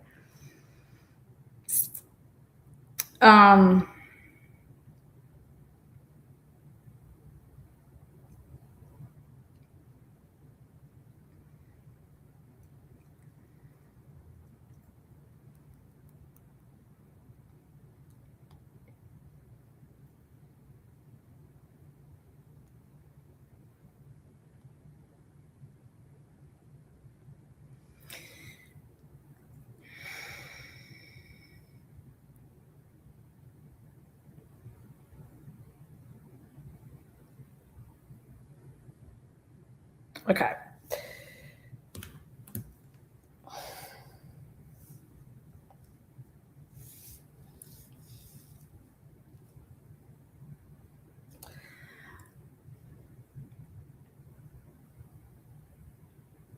I said, Steve, what aren't you understanding? Moscow lied to you. Bill Thompson has lied to you, right? Right. Like that's a fact. And now all these families are going to have to go back through all of this now for the next fucking entire year almost until what? Like none of these people should be going through this, right? That's the last thing that should have ever happened here. So why would you ever continue to talk to the people that have fucking lied to you? Why would you continue to believe them? I said, Walla Walla never had Kaylee's phone, but for the mere fact to download it and extract it. Why do you think that Walla Walla has Kaylee's phone? What the fuck is going on here? I'm like, I said, have you lost your mind? I said, what do you mean? I'm not giving you this Walla Walla shit because Walla Walla has Kaylee's phone. I'm showing you Walla Walla. Yes, me and Steve G talk all the time. I'm like, I don't even know what sometimes you're talking about. I'm like, I don't even want to talk to you about anything because you're being silly. Come and do this interview so I can explain this to you, so we can lay it all out here and explain the fact that when you provided Kaylee's passcode, who did you provide it to? Angela's like, I just got a notification for you, Lana. Yes, Angela, I have another live at 9:30, but we might just roll with this one and merge it all into one. You guys, who did you provide? What? No one, has anyone ever asked that? He knows that he can't gaslight the best. Trust me. I told Steve G to go fuck off. I said, I still have so much respect left for you that I'm going to tell you this to your face, AKA in an email, to go fuck all the way off. You are doing interviews with people that don't know the case, don't know, they're making you look bad. It's this simple that you just, I want to help that. Let's clear some things up. The jury can decide if Brian's guilty or innocent. The evidence that should be used against him, nothing that came from that PCA, man. Okay. But it's like, I say to him all the time, I'm like, the fuck is going on? I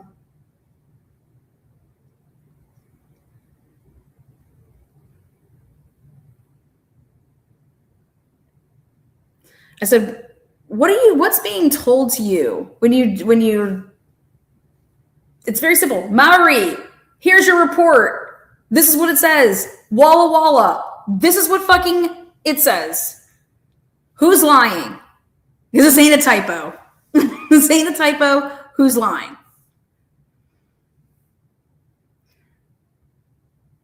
I said, the other thing is that they said that they couldn't get into Keely's phone. That's a lie. They unlocked it. It's AFU download. That means after first unlock. Like, they got into the phone and it had to be after it was powered on. After it died that night. It was in power back on and then somebody unlocked it. It's just like, woo. The Hollyberry. She gets 5 Truth and Transparency memberships out to people. Thank you so much, the Hollyberry. Holly.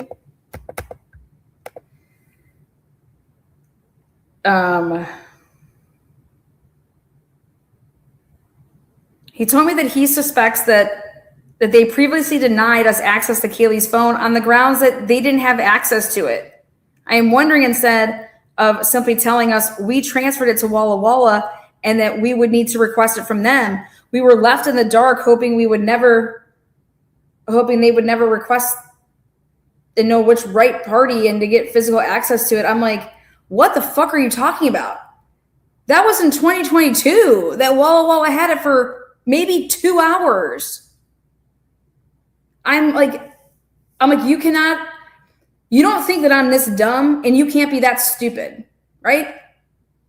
These are my responses. Like, what the fuck are you talking about? You're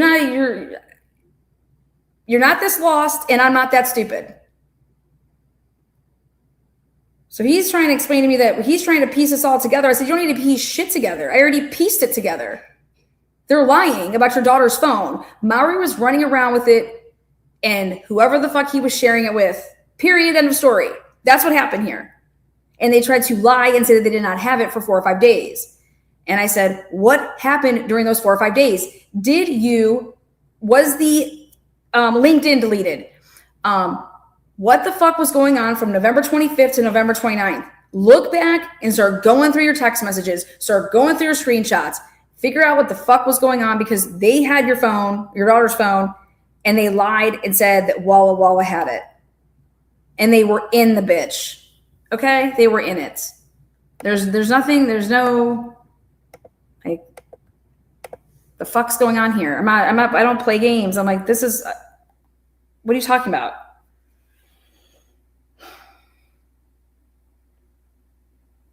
Walla Walla is reaching out to the families and letting them know that people are requesting things. And that's how we learned the phone had been handled to another state under a different set of rules. It's clear there has been a communication gap, and we're just now discovering the extent of it. I said, that's absolutely unfucking believable. You cannot be just understanding this right now. You're missing the point. The point is, they told you that they told you, they told Ann Taylor, they told the courts, they never unlocked and got into Kaylee's phone. And they were maintaining that to this day. That's not true. Was everybody 39 months? Woo! Yeah. It's not true. I said, I don't care what parents they told, when, where, why, who gives a fuck? None of that matters. I said, they were always about dividing and conquering you guys. You don't have to understand why. You have to understand that they did that. And that's not a cool thing to do to victims. Okay? You don't do that to people. You don't take their trauma and that's just not what you do.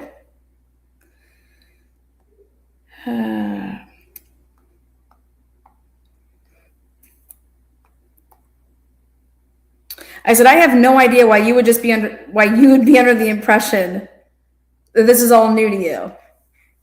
I don't understand. Not cool, man. It's not. It's horrible. Dividing these families, they should have all been on the same. They should have had, they all had victim advocates, right? And they should have all had meetings and been disclosed the same thing at the same time in a healthy way. That's not what they were doing.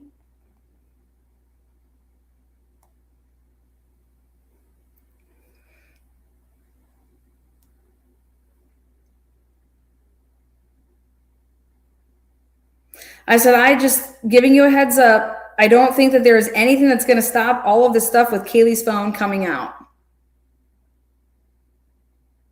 I said, when did Olivia notice the LinkedIn was deleted? What was the date she noticed it and she called the Moscow Police Department or emailed them? That's very important. Who deleted her LinkedIn?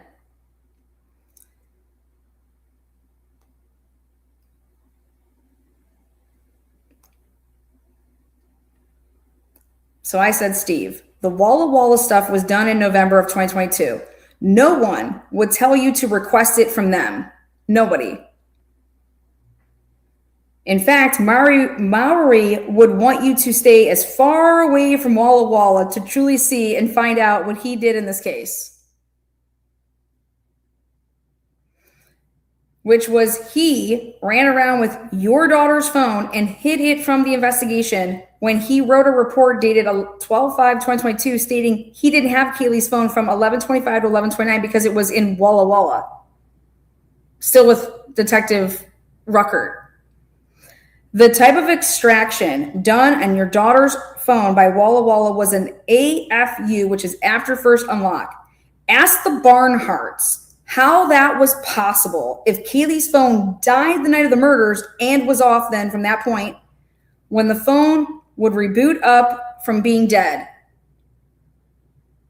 You would have to have unlocked the phone at least once in order to ever receive an extraction in AFU after first unlock. That means they had to have the passcode and it had to work. I said, this type of extraction gets you 95% of the phone info. A full file gets you hopefully all of it. Guess what is missing from that 5%? The health data.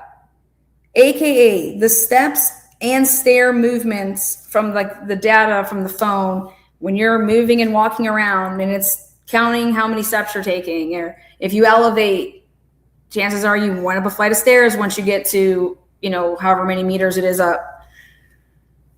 I said, guess what is missing? The health data, AKA the steps and stair movement of your daughter's phone. The most important data, if you ask me.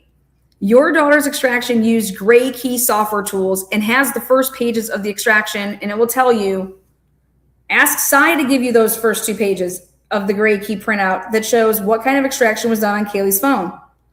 When you get it, give it to the Barnharts and ask them how an AFU could have been performed on your daughter's phone if the passcode didn't work to unlock the phone at any point since the murders. Hope this helps. I mean, I am very descriptive in how I said, give it to the Barnharts. Let them explain this to you. Don't take my word for it. Don't take anyone's word for it. Take the people you trust. Take it to them.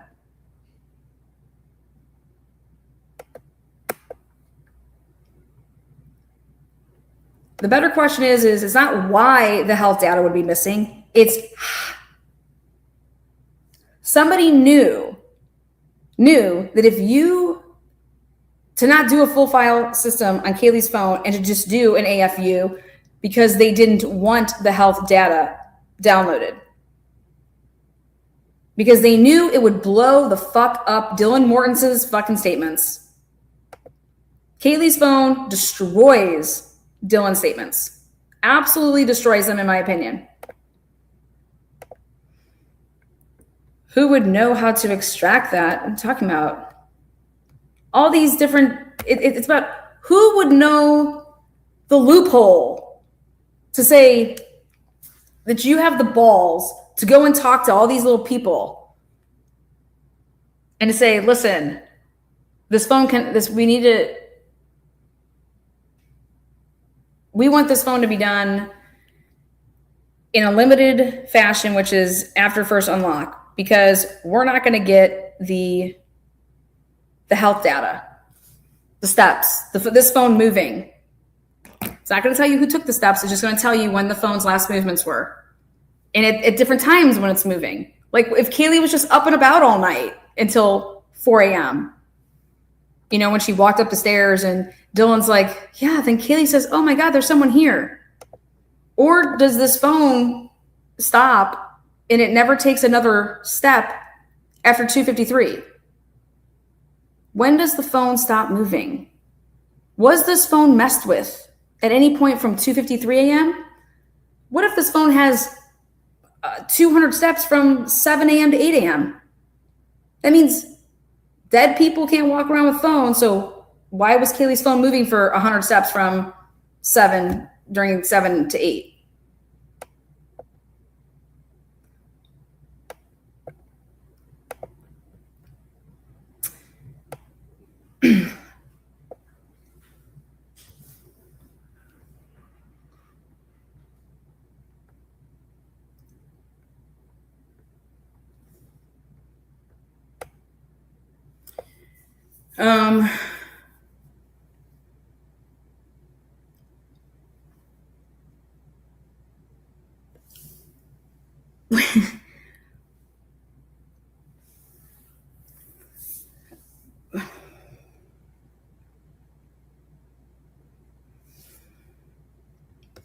I've never seen a case that doesn't give a it's just like, screw it.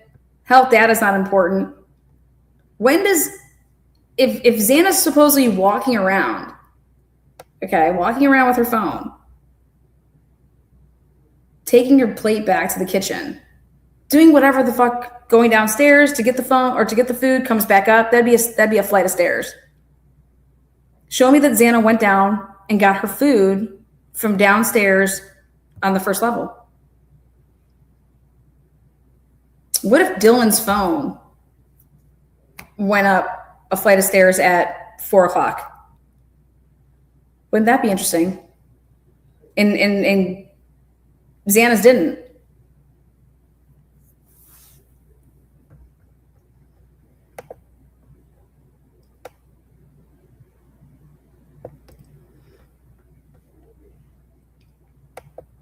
I asked Chris, please go back and look in everything you have and find the health data information on all of these kids' iPhones. Can't find it. Cannot find it. What? You guys, they all had iPhones. These phones, they track your steps and your stairs.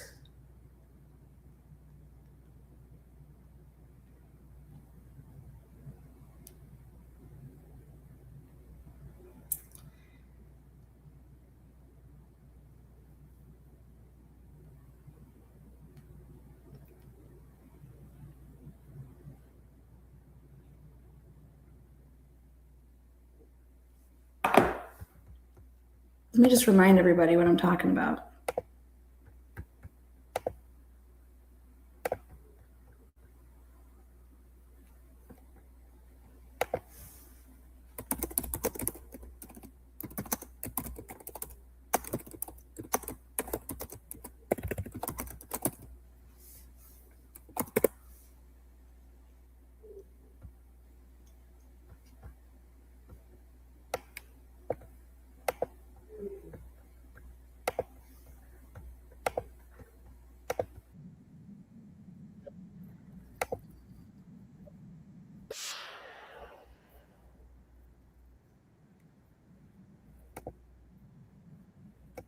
And considering the healthcare data, the pocket state.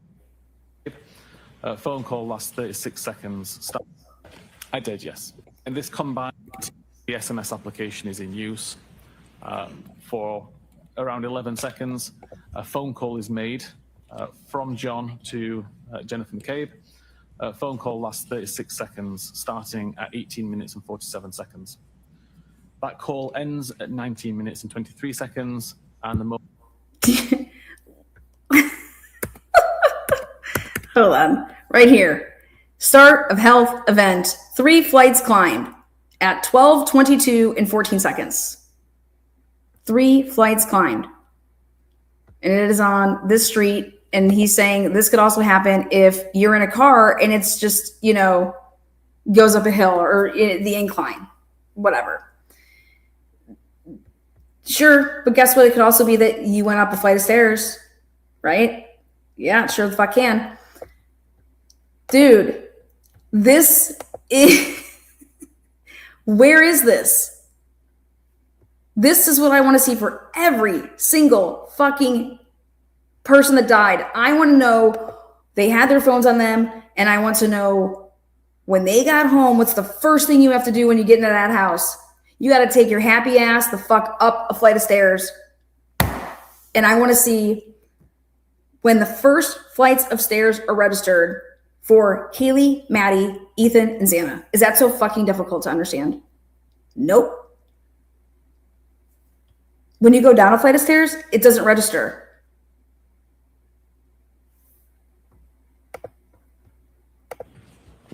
Next. Waze application is closed.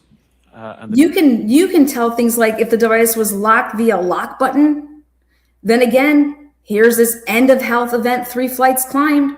So you're able to see, so the flights of stairs occurred between 12:22 and 14 seconds, 12:22, and 12:24 and 37 seconds. I am not asking for precision on a fucking, hey, this happened at this second. Nope. This is enough of a ballpark. This is what we need. And guess what Kaylee's phone does not have, no matter if you were to go through every single file folder? The flights of stairs, the steps, everything has to do with health. They call it health data. Next, right here, device unlocked with Face ID. That happened at 12:24 and 59 seconds. Awesome, right? Well, let's see Dylan shit. Let's see how many times Dylan's opening, closing, opening, closing, opening, closing. Device locked with lock button.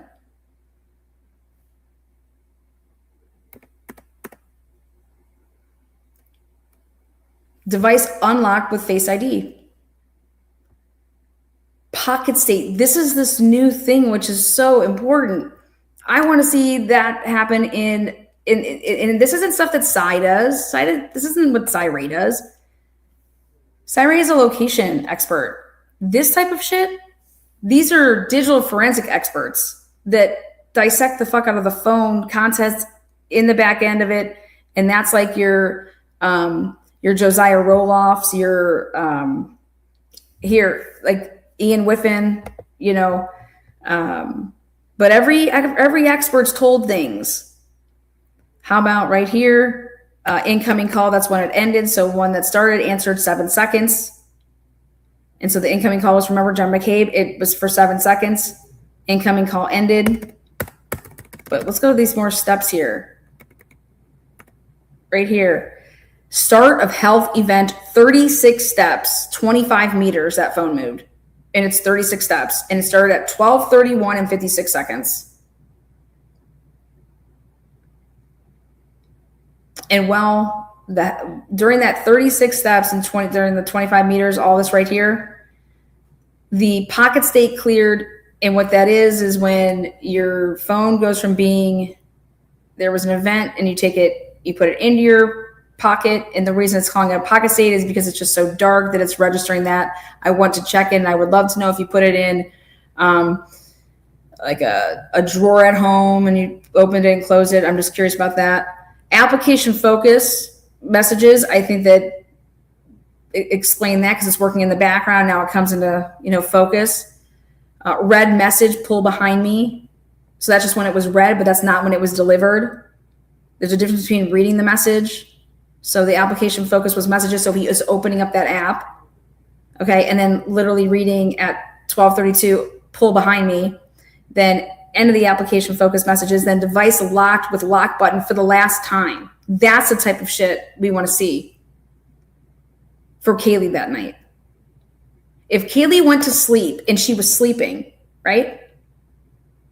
We're going to see that Kaylee's doing her normal thing. She's calling Jack D. He's not answering, but then she's still scrolling on the internet and she's looking up stuff, or she's looking through, whether it's Instagram, whether it's TikTok, whatever, it doesn't matter. All the times that's being spent. And then here she does that sporadically. And then the phone stops doing anything at, let's just hypothetically say 3:15, so that she's still doing something from 2:40 or 2:53 to 3:15 as far as physically doing this type of stuff.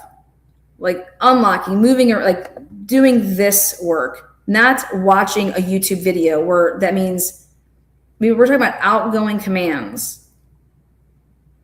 You hit the lock button. That's a human act. It's locking the phone. And that's the last time that happened at 12:32 and 9 seconds. And then at 12:32 and 16 seconds, that's the end of the health event for the 36 steps. So those 36 steps happen between 12:31 and 56 seconds, all the way from 12:32 and 16 seconds. Do the math, and that's 20 seconds. 20 seconds, 36 steps, and during that 20 seconds, all this shit was happening. This is the type of shit, and there's no accurate location data during this. And this is the type of shit that I wanted to see with these phones. Everybody should want to see. The detectives should want to see.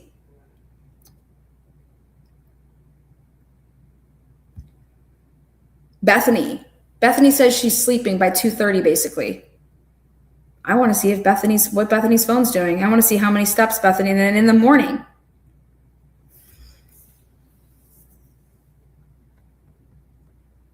These people all knew that they had to go to trial one day. And they knew this so early on. This is Ian Whiffen. This is what he testified to in the Karen Reed case. This is what the Barnharts could do for all these devices. And then take a look at this. Incoming call from Karen Reed. Saved in context as Karen Reed. That's what the number. Call was unanswered. Look at this. 12:33 and 35 seconds. 12:34 and 9 seconds. 12:34 38. 12:35 and 9 seconds. 12:35 and 35 seconds. 12:36 and 9 seconds. This is absolutely unfucking believable. I did the math on this. 12:32 and 16 seconds. That's the last step in that phone. Then, literally 1 minute later,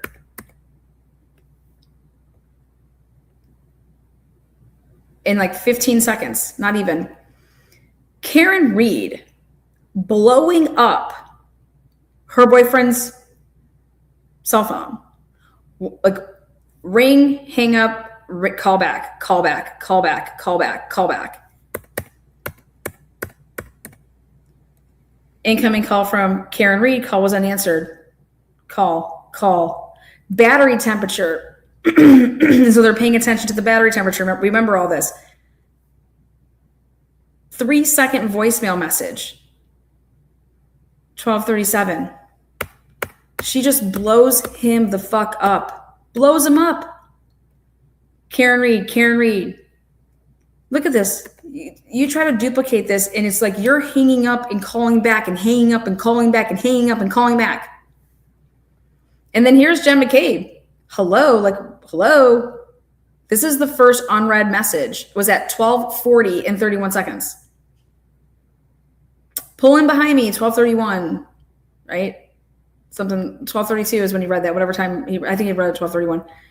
Hello, first unread message. And they're trying to say that this was a big cover-up. No, the fuck it wasn't. This was all planned. Because Jen McCabe was like, oh my God, John just walked in here. He just got his ass beat, and I'm just going to fucking act like none of this happened. And I'm just already on it. iMessage received, Jen McCabe, where are you? Like, what the fuck, right? Contacts, here's Karen. 40-second voicemail message left. Then for 12:43, battery temperature goes down. iMessage received from Jen. Hello, like what the fuck? Then Jen's over here saying that at 12:45, I look out the window and it looked like they pulled away, right? Because a vehicle pulled away. 12:53 and 7 seconds. Then 12:55, iMessage received from Karen. I'm going home. 12:55. See you later. 102, your kids are cucking alone. That's what shit looks like in a trial.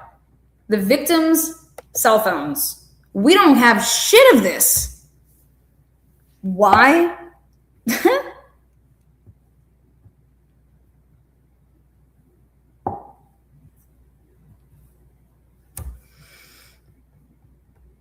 The fuck? Why?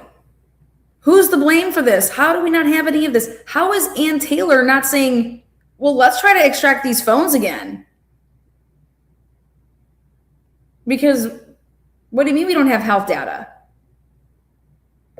Don't you want to see if those phones ever moved again at 12:53 after that? I find it hard to believe that these girls are just shotgunning phone calls and that Maddie is that both of them are just sitting and laying next to each other in bed, that's what would be happening, that they would be shotgunning calls while they're in bed and their phones never make another phone call again after 2:53. And it was because, they just both went to sleep at the same damn time after they were one after another blowing people up. Like, she's blowing up Jack D. Maddie's never called Jack D. She starts blowing him up too. And then Maddie decides, I'm also going to call Bethany, who doesn't answer, and Xana, who doesn't answer. Right back to back, 12:20 or 2:53 and 2:54 or 2:52 and 2:53. And that's not even what does it for me.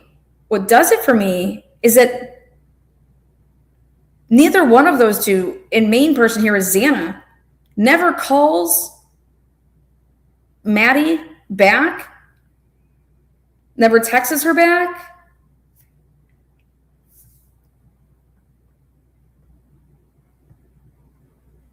What's up, Kim? How are you? And I can promise you this, if the fucking shit was good for the prosecution, don't you think that they would like be using it? Have you ever heard of a case where evidence is really good for the prosecutors and they just don't use it? I've never seen a case like that. Where evidence is so awesome for the prosecution and then they're just like, fuck it, we're not going to use that. I've never seen it like that. Try to tell me a case where they're like, hey, this is such amazing, evidence here. And the prosecutor's just like, fuck it. I've never seen that before. So, and then here it is, ready? People, ding, ding, ding. Well, they didn't have it. So they couldn't use it because they just don't have it. Well, now you have to ask yourself, in 2022, how in the world would you not have Apple Health data from all 4 phones that are iPhones? Have people lost their minds? Not just 1, 2, all of them? None of these phones have the movement of if these phones are taking steps or going upstairs. Nah, fuck it. So they managed to do, and then the roommates, they managed to download 6 phones of the most important phones in the case, and none of these phones have a damn thing to do with movement. You gotta be kidding me. I don't believe that. I believe that if that's the case and it was done like that for a reason. Why wouldn't you ever do a full file system extraction on the girls' phones of the room, like the surviving roommates?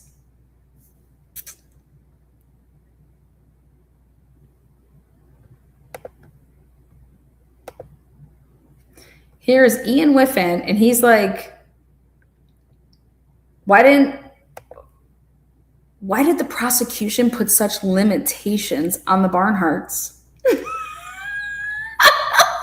The Barnharts got to be like, wait a second. The defense team, they got all their experts had all this shit, and we had to go into some fucking shitty ass room with no internet and just look at Brian's shit and try to figure stuff out, and we couldn't take notes or what? Like, this is 1960s? You guys, none of it makes sense. Why would the Barnharts ever have to work like that? Hey, come down to Philly and we're not allowed to give you any of this, but come down to Philly and come in a room and do what? What do you want me to do? That makes no sense. Who would ever work in those conditions?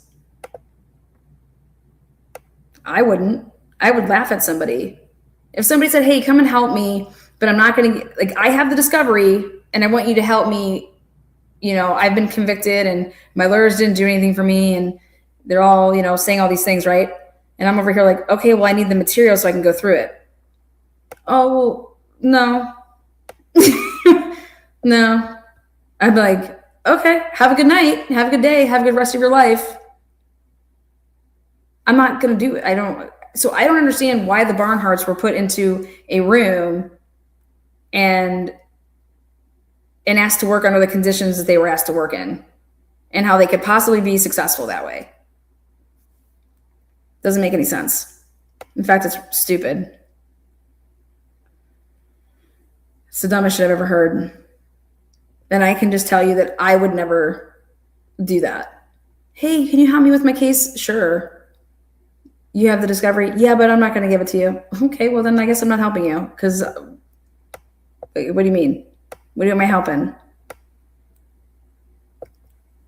So I don't understand why the Barnharts weren't like, what do you mean you want us to work in like this box and there's no internet and we're just supposed to look at the Brian's extraction? And very strange, don't you think?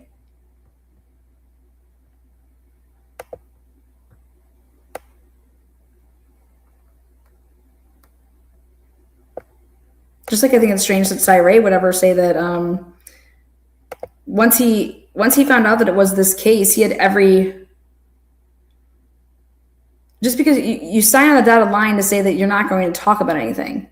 So we then announced to you, like before you got Ann Taylor's, thing that you had to sign, you could have said, oh, hey, oh, no, hold on.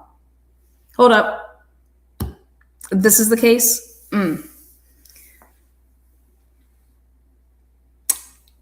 I already think the dude's guilty.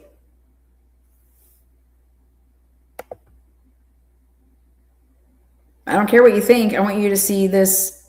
I want you to see these towers. I want you to see this. I want you to see what this cast shit looks like. This is unbelievable. You need to see what the FBI did here. Because if this isn't a railroad job, then there isn't one ever out there.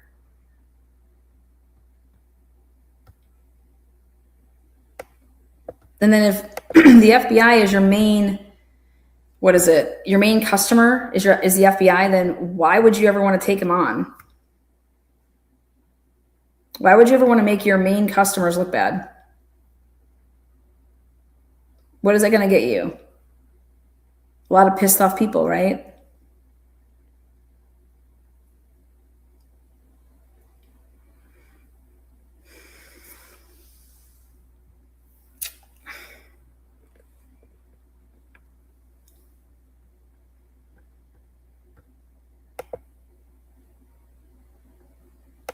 So I question that.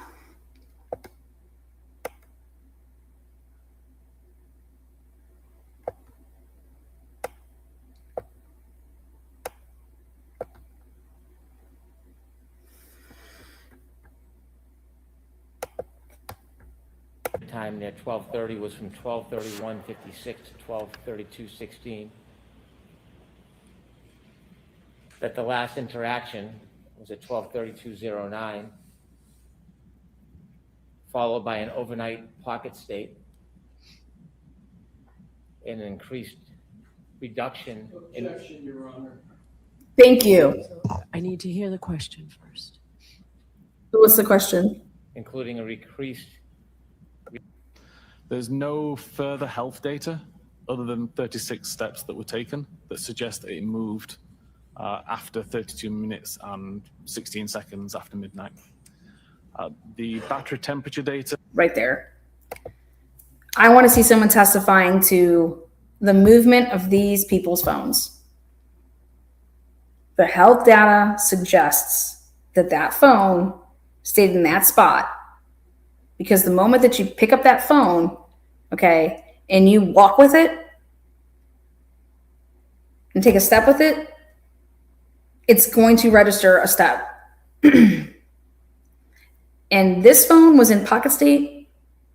And so people that are out there saying that that phone was put into a Faraday bag, not with the new pocket state, and how that we need to get out and find information on that, because that is impossible to do, because it would come out of pocket state. And that's not what happened here. John's phone is saying the complete opposite. The first time that it saw the light of day was at 6 whatever in the morning.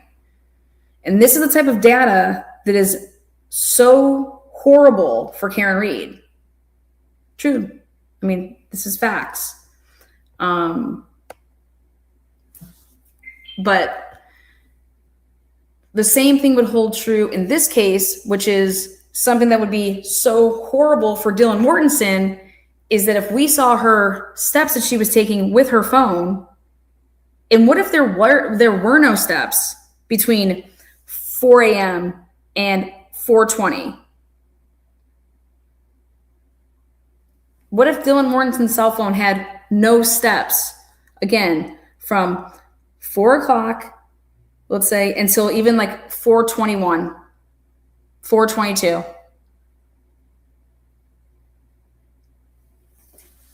How was she walking over the door 3 times? How was she opening it up and seeing a masked man?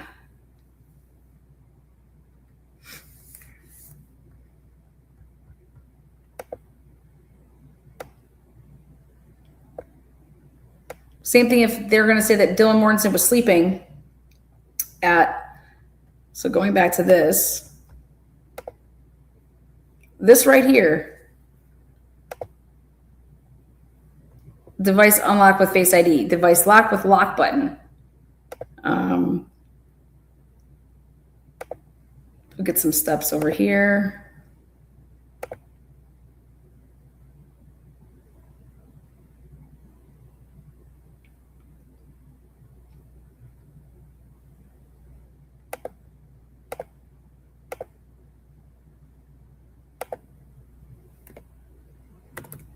Okay, there we go.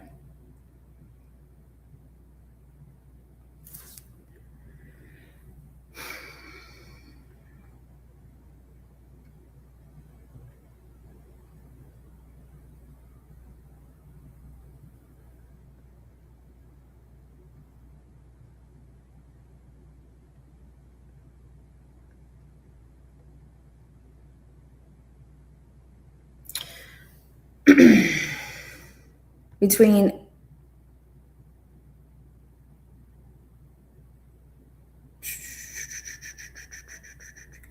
12:33 and 14 seconds and 5:52 and 26 seconds, there was 26,532 recorded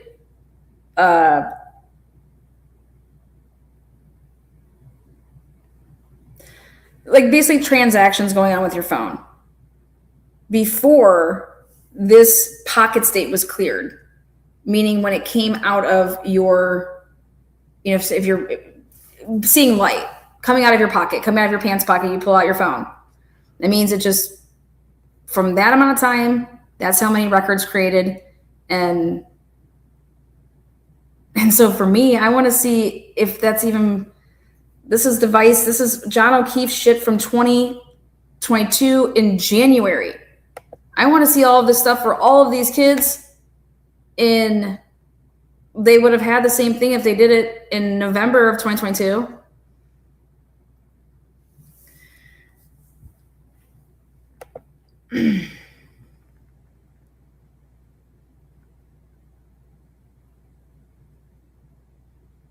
Why weren't they trying to back up what Dylan said with her device?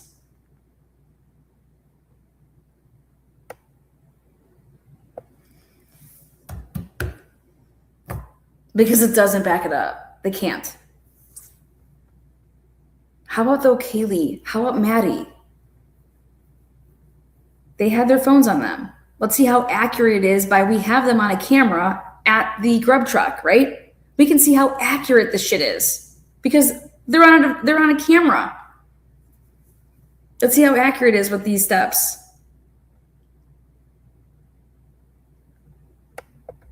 And this is just, so those of you guys that only watch Idaho4 case, this is the data that I'm talking about that I have been saying that we need.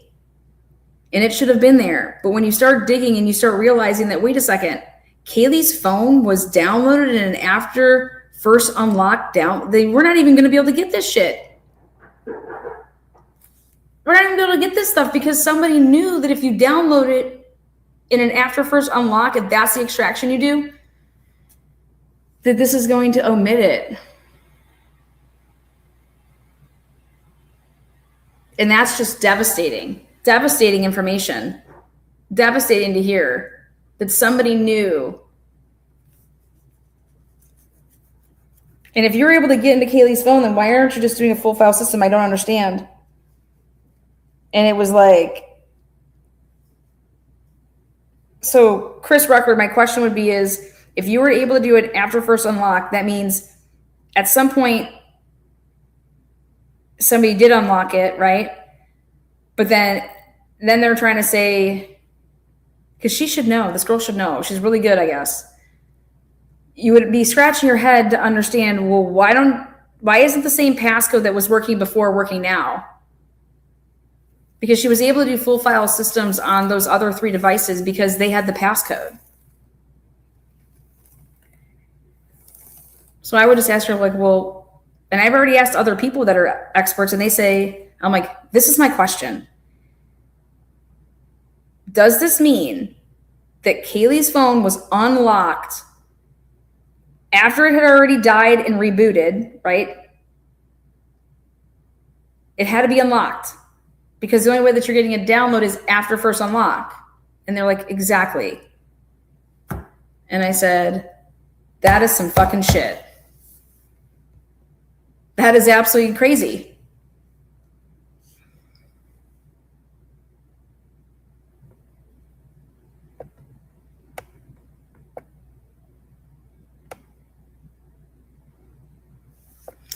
And then you have a detective lying about, I didn't stick around. I didn't get the phone back. I just left.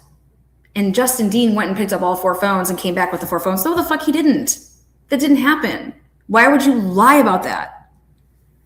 And it's like, well, it's because whatever you were doing with the phone for those 4 fucking days, 5 days. Oh my God. So feel like we know who the target was now? Well, why would a detective lie about that? Don't you think that's the dumbest thing ever?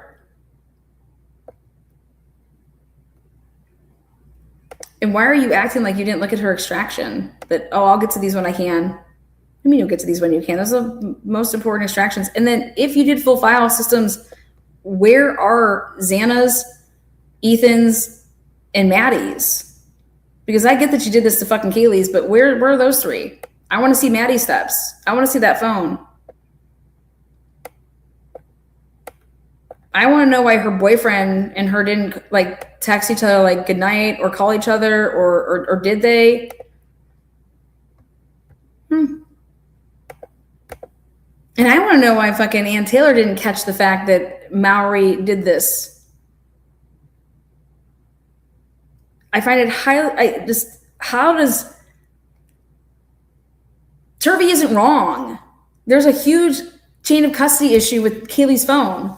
Kaylee's phone is being run around town with a detective and whoever he was working with, meaning the FBI, meaning the people from CDA. I mean, it's wild. And then when I explain this to Steve, I then start getting pissed when I hear, well, maybe this is why maybe their wording was wrong and they just didn't have access. They didn't have her phone physically. I'm like, what the fuck are you talking about? This was November. This is November of 2022. You understand when they were in that courtroom to go to trial, they had all the evidence there already. They had to transport it there. The fuck? This is about you being lied to. This is about, they told you that they didn't get into the phone. They told the same thing to Ann Taylor. They put it in writing. I showed it.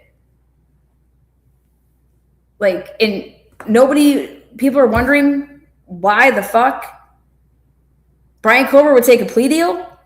Because Ann Taylor's over here saying, we don't stand a chance. They're lying. Like, blatantly lying. And the judge is letting them. In fact, the judge is covering for them almost, right?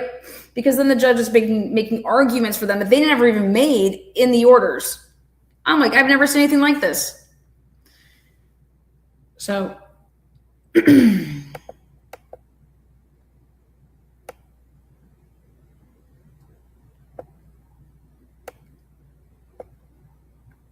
I don't know. Are you going to call back about the phone tomorrow?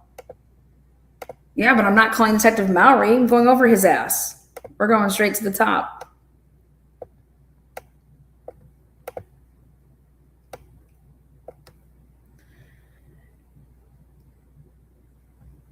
Definitely a red flag. They didn't return her phone. Well, no. Well, the red flag is that they didn't return her phone because the truth would have come out. The truth would have come out in the fact that the family wanted to take it to the Barnharts, right? I have somebody that says that they can get into it. Well, I think what they're going to find out when you get that phone back is that the password works unless those fuckers changed it. So think about that. And then again, you have to ask these experts. So you're going to have to download her phone again, but you're going to want to find out like, so the passwords that you gave them actually worked. Think about that. The passwords that you gave the Moscow Police Department worked, and they lied to you and said that they didn't work. Somebody unlocked that phone. And I double checked. You cannot, it's an after first unlock has nothing to do with, using your thumbprint or using your face recognition. That is not, you have to physically type in the passcode. So I want to know if Mowry and these dipshits were smart enough to then say, okay, hey, we have to change the passcode. But guess what? If you were to download that phone again, it would show, I bet you it would show that. These motherfuckers are going to try to lose that phone. That's what I think is about to happen. But I don't understand why Ann Taylor wasn't asking for Frank's because of that.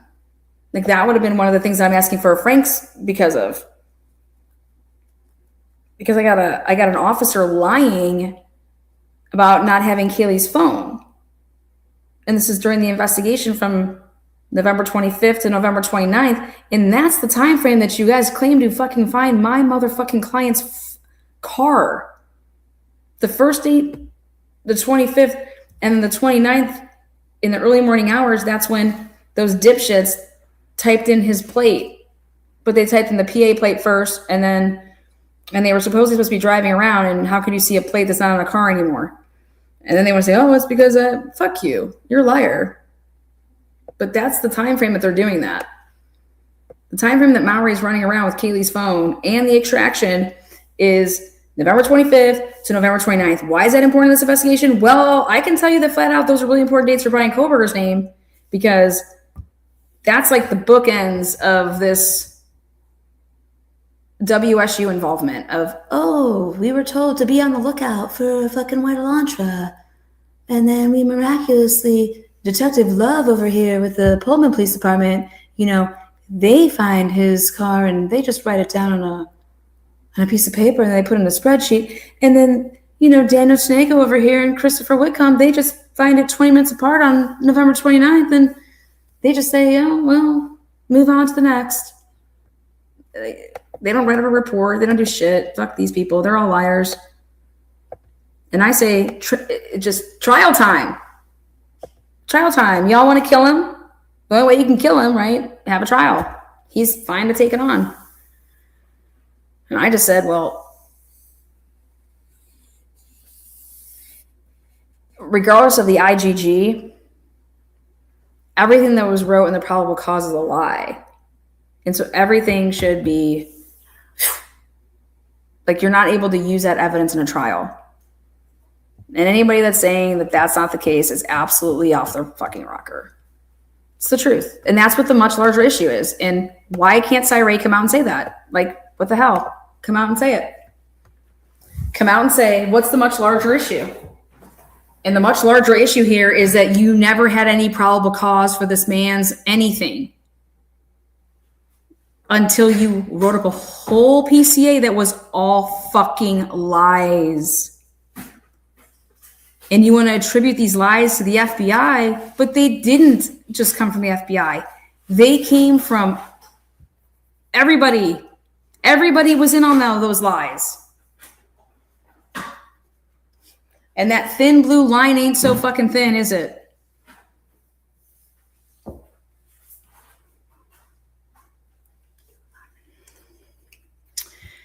So,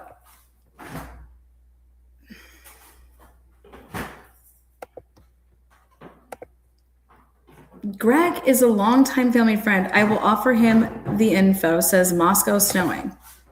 Well, everybody likes everybody needs a good snow job. So get in with the Moscow snowing.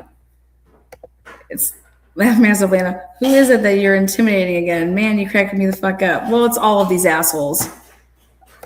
It's just lies, okay? I don't know if Brian Kober is innocent or guilty or anything like that, but we all deserve a fair fucking process.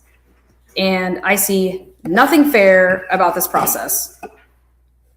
And for starters, these victims also deserve proper justice. And you cannot get justice without truth and fairness, so that everything can then end the way that it should, which is a trial, a jury, they decide, voila.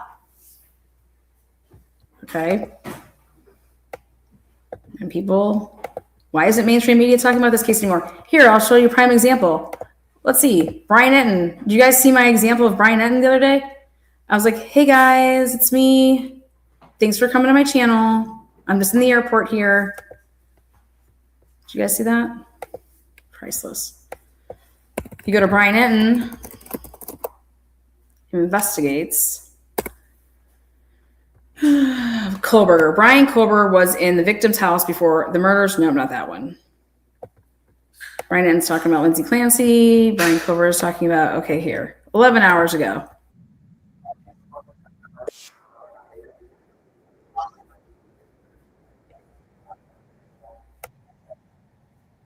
Brian Kober. Okay, so right here. Hey guys, thanks so much for checking out my show. Really, really appreciate everybody for watching. Appreciate everybody who has subscribed to my channel. In this episode, I'm getting into the latest with... Okay, so right there, I did an intro and I said, here, I'll show you guys. I was trying to, it wasn't mean. It was like a, hey, check this out. So I made this little intro video, like just 7 seconds. Let's take a look. I said, hey guys, it's me, Brian here. Hey guys, thanks for checking out my channel. I'm just in the airport right now, pulling a Brian Etten. I was in my Brian Etten era. Hey guys, thanks for checking out my channel. I'm just in the airport right now, pulling a Brian Etten. Okay, so check it out. Hey guys, thanks for checking out my channel. I'm just in the airport right now, pulling a Brian Etten. Hey guys, thanks for checking out my channel. I'm just in the airport right now, pulling a Brian Etten. So I put that out there and I was like, here's I'm living my Brian Etten era, okay? So hey guys, thanks for checking out my channel. Make sure you guys hit the thumbs up, hit the thumbs down, tell me what you think. And this is just why I did it, because he does it it's just cute. So I was like, hey guys, thanks so much for checking out my show. Really, really appreciate everybody for watching. Appreciate everybody who has subscribed to my channel. In this episode, I'm getting into the latest with Bryan Kohberger. You guys know he is trying to change his plea. He's trying to say he is not guilty and that he deserves a new trial. There was an evidentiary hearing scheduled. What that means, I'm going to explain in this episode, and it could be significant. And now also, Bryan Kohberger is trying to get Judge Hippler thrown off the case, saying that he is biased and cannot be over the case fairly. So I'm diving into all of that. Plus, I've got a handwriting expert, which is really interesting, who went over, remember there was that motion that Bryan Kohberger wrote himself when he first started this process of trying to change his plea. This expert went over all of it. So I'm just messing with you. And like what he was able to tell from the handwriting is really, really fascinating. So I'm going to get into all of it in this episode of Brian Etten Investigate. You got a handwriting expert for what purpose? You know who we need to get a handwriting expert for is Holly Bobo's mother. She's an absolute lunatic. But he got a handwriting expert because of I don't understand. Sword. He concluded that the investigation already appeared professionally adequate. He determined that the defense eventually must be satisfied with what they have. The court denied more time. The state continued to seek death. The trial remained imminent. And then 6 who specializes in these kinds of appeals. I'm going to start doing my videos like this. Like, this is perfect. Look at this. Blue jeans. Okay, then he's with this guy. There we go. Profile, but it does involve, the death of 4 people, and so it's a really significant case. And by the way, the death penalty was on the table up until the last minute. So as a result, the judge wants to do something, which is do it once and do it right.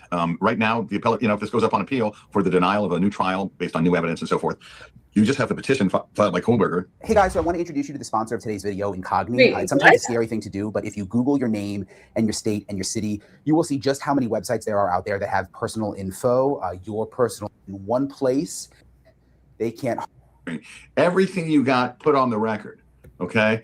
So that when it goes up to the appellate court, there's no further litigation in the future. The appellate court is a reviewing court. It's just going to review what was put forth on the record below and whether the judge made an error there. Mm-hmm. So I think he wants to say, look, let's just save money. Mm-hmm. If you do this by piecemeal, like if you appeal right now, and then in 6 months you come back and say, oh my God, I just found this issue that allows me to withdraw my plea. And you can do that forever. So I think he's given them he's given them enough time. He's given them until next June. Wait, what? And, the fuck's he talking about? Brian, explain to him. He doesn't have until next June. This filing has to be in by November. Brian, I'm sure that you explained this, right? The lawyers are going to get to work, and they're going to have to investigate a lot of stuff, draft their briefs and file them. It's a really long time. I mean, in really long time, like June, a year is just very impressive that he really wants to give them the chance to really put their case together. The fuck, Brian? Why aren't you telling him that's not the case?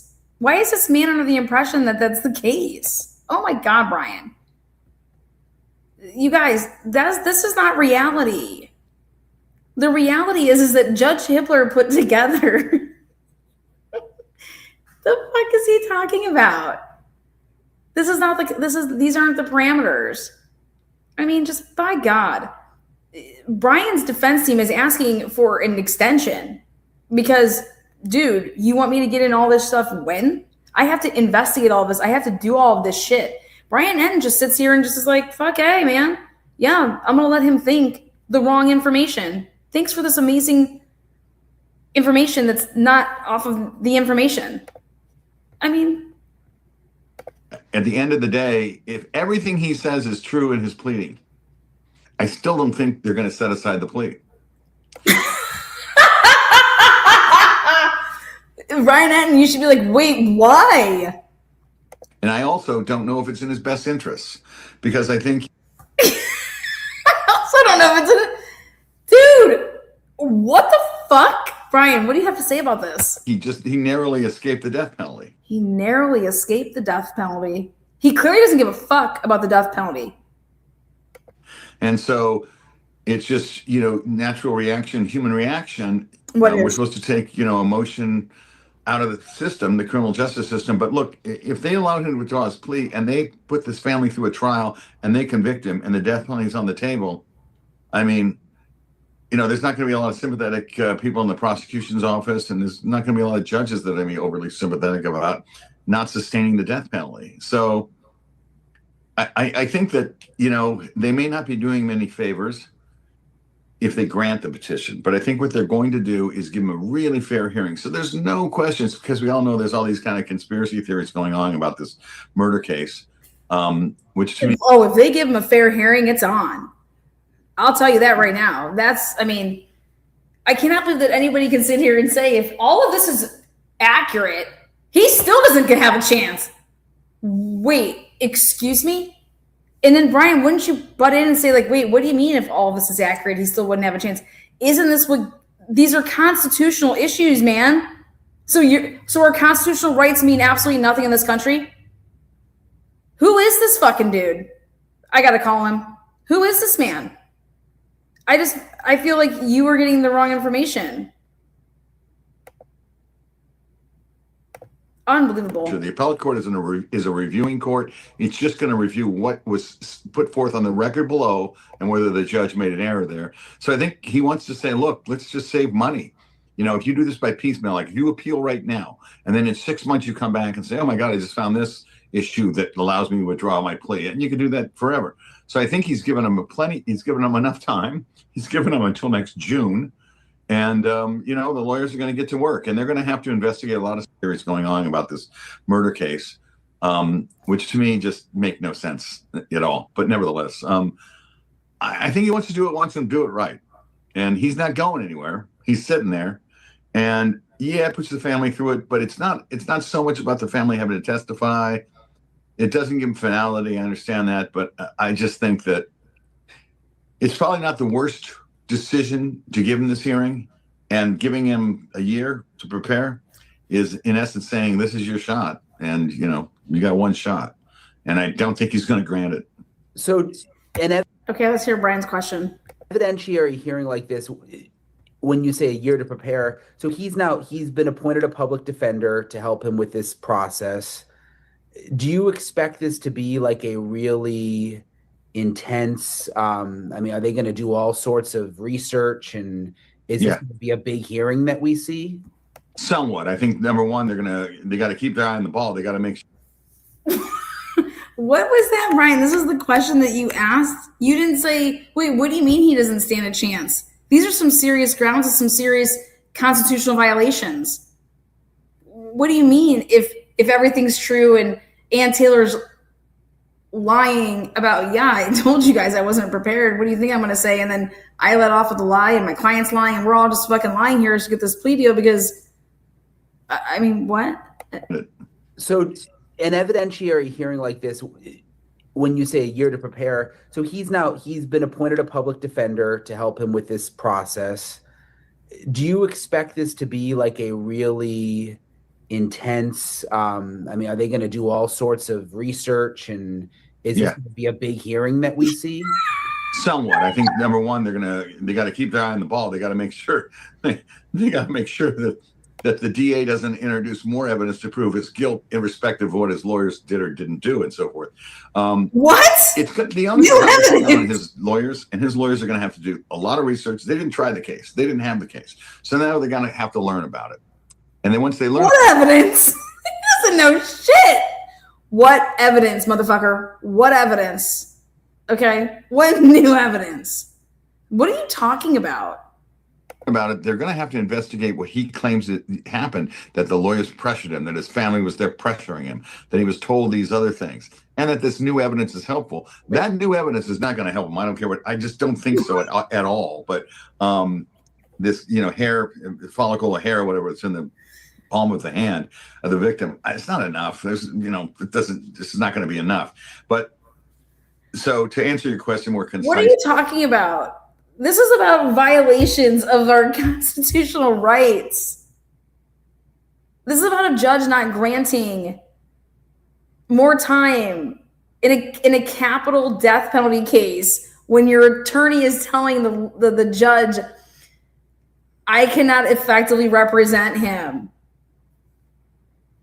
The lawyers are going to spend a lot of time putting a big brief together with exhibits, with a witness list, with proposed testimony, and then they're going to appear, in June of next year for the status conference, where the judge is going to say, okay, I've got everybody's pleadings. This is your outlines of what you're going to argue, what witnesses you're going to put on the stand, in essence, what questions you're going to ask them, and then I'm going to watch it and make a ruling. So the lawyers are going to have the opportunity to cross-examine witnesses, and they're probably going to subpoena his prior lawyers in to put him on the stand. They're going to subpoena his family in and put him on the stand. No and shit, say, is this Sherlock? true? Did you do this? Did you do this? No fucking shit. So it'll be a significant hearing. This isn't like this isn't a small, you get it or you don't get it quick thing. This is going to be witnesses. I am fucking dead. If the lawyers agree that they want to put it on, so suppose these lawyers do the investigation, they interview his prior lawyers, and his prior lawyers hypothetically say, well, we actually videotaped the interviews with his permission.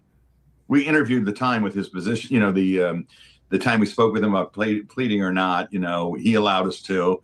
And so we just wanted to videotape it or whatever. And there's these videos of the lawyers not saying what Kohlberger says they said. And there's proof. Or let's say they interview him and they say, that's just not how it happened. And we're going to testify that he's making that up. That's not happening. That's not happening. So wait, which is it? I thought you said that regardless of everything that he wrote, even if it was all true, he's not getting anything.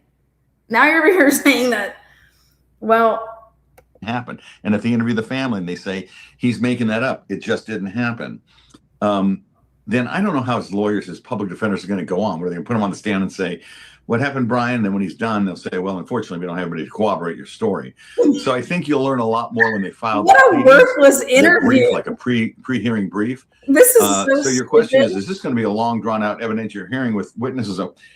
It depends. If they find there's good cause to do it, they're going to do it. If they don't, I think they're not, I don't think it's going to be a long hearing. The judge may say, look, I've got your briefs in it. You have nothing more than his petition. You don't have any statements from witnesses. Why don't you ask questions like, are you allowed to depose? Like, what can happen prior to? Like, what are the rules? What are the parameters? Agreeing with him. You don't have any kind of real proof that the conditions of this jail are punishment worse than what he would have thought he would have got. What? As such, I'm the judge and I'm going to give you a hearing, but it's going to be a one-day argument. And you're not going to put witnesses on the stand because you don't have anything new. What the? So it's going to depend on what the lawyers develop. And I think our tip is going to be when they file their pre-hearing briefs. So they're going to have to file some type of an outline. It's, obviously going to be public and we can get our hands on it. We can see whether or not they're going to have a full-blown hearing. Full-blown. So Ann Taylor, his lawyer, before this. Full-blown AIDS, full-blown gay, just full-blown. I love that saying, just full-blown. I think our tip is going to be when they file their pre-hearing briefs. So they're going to have to file some type of an outline. It's, obviously going to be public and we can get our hands on it. We can see whether or not they're going to have a full-blown hearing.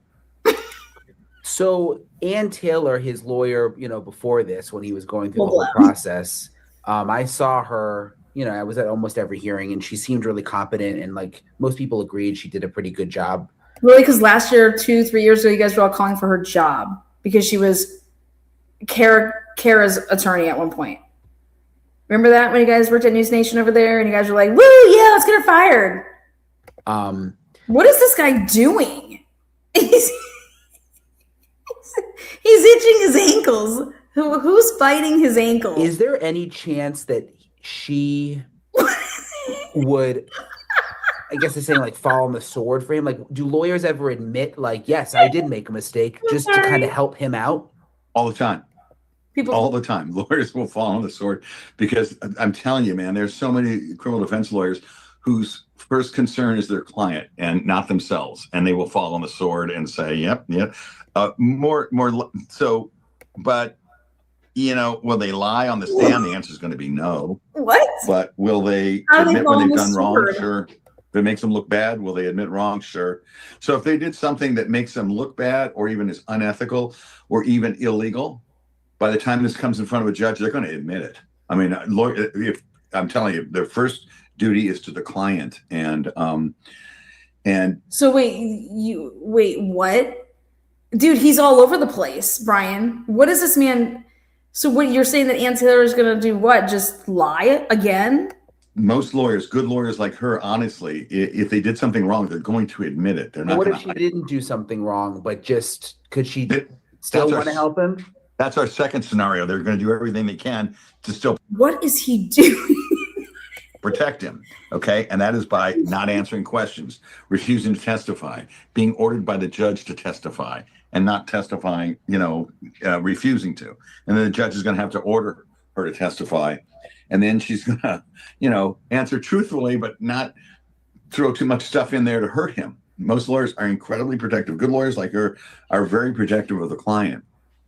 And so, so she'll do everything she can. But when the judge orders her to testify and says, look, you're under pain of contempt. If you don't testify, you're going into jail because you have no longer a confidentiality. He lost the confidentiality.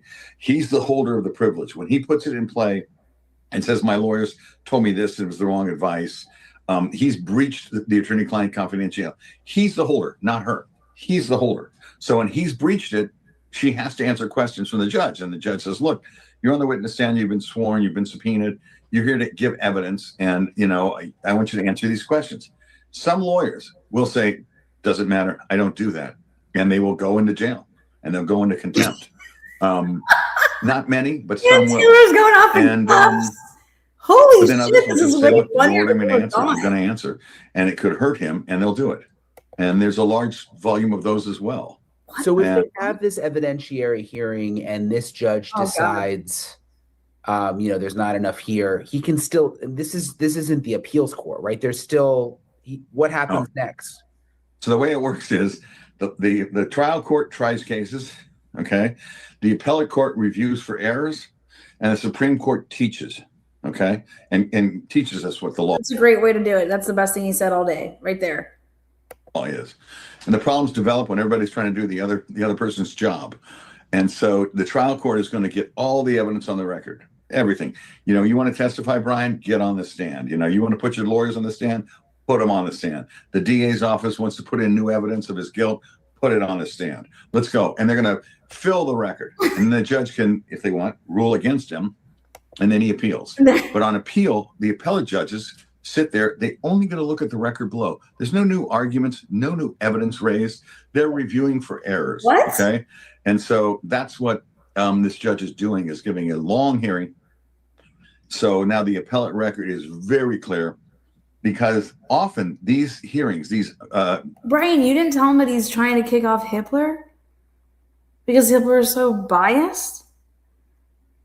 I mean, he says that Brian will never speak a word of truth in his life. So, how is he ever going to listen to any type of long hearing? And, yeah, Brian, get up there. Let me hear what you have to say. Oh, yeah, well, told you would just be lying your dick off. What? Brian, why would you waste all your time with this man and not tell him the facts? I'm so confused why anybody would waste their time like this. New trial, ineffective assistance of counsel claims. They come long after the appeals are over. People watch this. So if you want, I'll try to make a concise explanation. You go to trial and you lose. You do what's called a direct appeal. You appeal and say, oh, I had an unfair trial. The judge shouldn't let this evidence in. The jury shouldn't have convicted me or whatever. That's your direct appeal. Direct appeal. If you lose that in the appellate court, you go to the Supreme Court. If you lose that, you're done. You can still bring what's called an ineffective assistance of counsel claim under habeas corpus after all of that. And you're allowed to bring in new evidence. You're allowed to absolutely bring in new witnesses, new evidence, and say, I was convicted wrongly, that there was, something, my constitutional rights were violated. I'm innocent. And you can do a habeas petition long after direct appeal. So the direct appeal is the first thing. And there's the trial, there's the appellate court, then there's the Supreme Court. But this isn't a direct appeal. When that's all over. What the fuck are you doing, Brian? You can do a habeas afterwards. The judge is allowing him to do it now. What? And I think he's trying to say the judge is letting him do a habeas now? What the fuck are you talking about? There's the appellate court, then there's the Supreme Court. When that's all over, you can do a habeas afterwards. The judge is allowing him to do it now. And I think one of the reasons is he waived appeal on everything. When he pled guilty to life and he pled guilty to the 4 murders, he waived his appellate rights because he pled guilty. What are you appealing? So there's no appeal to happen. So he's entitled to have a habeas. He's filing his habeas. He's alleging IAC, ineffective assistance of counsel. He's going to give him a full and fair hearing, let him put everything on the record, and then see what happens. I can't see him granting it, but it's going to go up on appeal then. But there'll be the evidence now below. There'll be the record below. Did him waive? It's going to go up on appeal then, but there'll be the evidence now below. There'll be the record below. Did him waiving the appeal really matter? Because it sounds like we're still doing everything that would happen if they're. Brian, what the fuck kind of question is that? It did. Well, it did matter at the time. And you're always, he didn't really waive his habeas rights, his rights to claim ineffective assistance of counsel. It's kind of hard to do that constitutionally, to say, look. Oh, now we're going to talk about the Constitution. You waive all, you can waive your direct appeal rights where you say, look, I shouldn't have been convicted. I shouldn't have been convicted. But if you're in custody and you're serving your prison sentence of life and DNA evidence comes in and exonerates you and they catch the real murderer, right? You've exhausted, you had your direct appeal. So we give you this other thing. After direct appeal is over, we give you what's called the habeas right, habeas corpus, the right to come in and say, I'm being held illegally in violation of my constitutional rights. And there's a variety of reasons. New evidence, they found the killer. Or I had the worst, my lawyers were unconstitutionally effective and, constitutionally defective. And so that's why this should be set aside. So that's why he's doing it now. So him waiving his appellate rights, it didn't really change anything because you always have this right that he has now. This right he has now, this habeas right afterwards. You can't really waive that because you don't know what it is. So if I'm charged in court and they give me a deal and I know what my charges are, I know what the evidence is, and I could think about taking the deal or not taking the deal, and I take the deal, but I waive appeal, at least I know what I'm giving up, right? But to say, and you waive your right to file a habeas petition later on, and you think, okay, but how do I know there isn't in 4 years going to be this DNA evidence that exonerates me? So we don't want you to waive things that you can't knowingly waive, like intelligently waive. What? So he couldn't have waived this new trial motion right, and he didn't, it sounds like, and that's where we're at. What? And just my last question, the timing, you mentioned almost a year. It's June of next year. Your last question. You should be so confused, Brian, and you need to be all readjusted, okay? You need your back cracked. You need your head spun right. I mean, this man should have totally fucking wound you up like, what the fuck are you talking about? This is Tina with What the Fuck Translation Services. What the fuck are you talking about, man? Year. Is that unusual? I think it is, but often in habeas cases, it isn't. You give them a lot of time to go out and interview witnesses, to do deposition. Did you tell him this is not a habeas filing, Brian? You guys, this is not a habeas filing. To do a lot of stuff like that. It's a fair amount of time. I thought they were going to have a shorter leash and say January or something, but I think the judge is taking a really common sense judicial approach, which is, not impassioned, not in the heat of all the emotion in the case. And the judge says, look, I'll give you a long period of time, put everything on there. If you got something, you do. If you don't, you don't. And so I'm not so sure it was, that unwise. I just thought of one more question. Does the prosecution, sorry if this is a stupid question, but like, does the prosecution No, they're stupid answers. have to fight this? Like, are they going to have to, is it like with a trial and with everything else we saw where, What? you know, they're going to have to fight back on every little thing? Or is it really just him asking for a new, to change his plea and the judge makes a decision? You're an idiot. I'll tell you, if they don't fight it, the judge is probably going to grant the petition. I just said there's no way this is getting granted. Now, you know what? Even if it's all true, there's just no way it's being granted. What are we watching, folks? How many people have viewed this? This is unbelievable. Just unbelievable. Just get up here and just start yapping. Little thing, or is it really just him asking for a new to change his plea and the judge makes a decision? I'll tell you, if they don't fight it, the judge is probably going to grant the petition, and they may think, hey, let's do that, and then they'll convict him and we'll give him the death penalty. But I don't think they want to do that. They don't want to put the family through it. They don't want to go do all that stuff again. So they're going to fight it. They are going to oppose it, and they're going to put their own evidence on, and they're going to disagree, and they're going to put their own evidence on. They're going to cross-examine his evidence, and we'll see if he tries to take. I mean, he has the right to take the stand at that hearing, and if he takes the stand at that hearing, they will literally annihilate the guy. Man, that would be interesting. Yeah, but he's crazy, so I can see him do that. Maybe for the attention. I think crazy annihilate the guy. Take the stand at that hearing, evidence, and we'll see if he tries to take. I mean, he has the right to take the stand at that hearing, and if he takes the stand at that hearing, they will literally annihilate the guy. Man, how and with what are they going to annihilate him? What the fuck are these two talking about? that would be interesting. And just Brian's like, yeah, that would be so interesting. Who do you think is going to fuck him up, Brian? I'm just curious. You think it's going to be what? Bill Thompson in there like, Mr. Goldberg, you bastard. I cannot believe you're over here telling me that Ann Taylor, who worked for me, is ineffective. You know what that woman put me through for 3 years? Hell. She got paid $6 million. I'm sorry, sir. I stopped at the red light. What? Brian, we're not talking about red lights. I put my seatbelt on, sir. We're not talking about seatbelts. You look over here, Brian. That stare. What is this man talking about? Yeah, but he's crazy, so I can see him wanting to do that. Maybe for the attention. He's crazy. I think that look, I think he's got a very alert and active brain. And Brian ends having people on the channel that are just defaming the fuck out of everybody. He's crazy, man. Who's he? Which person's crazy? You know, who's crazy here? Brian?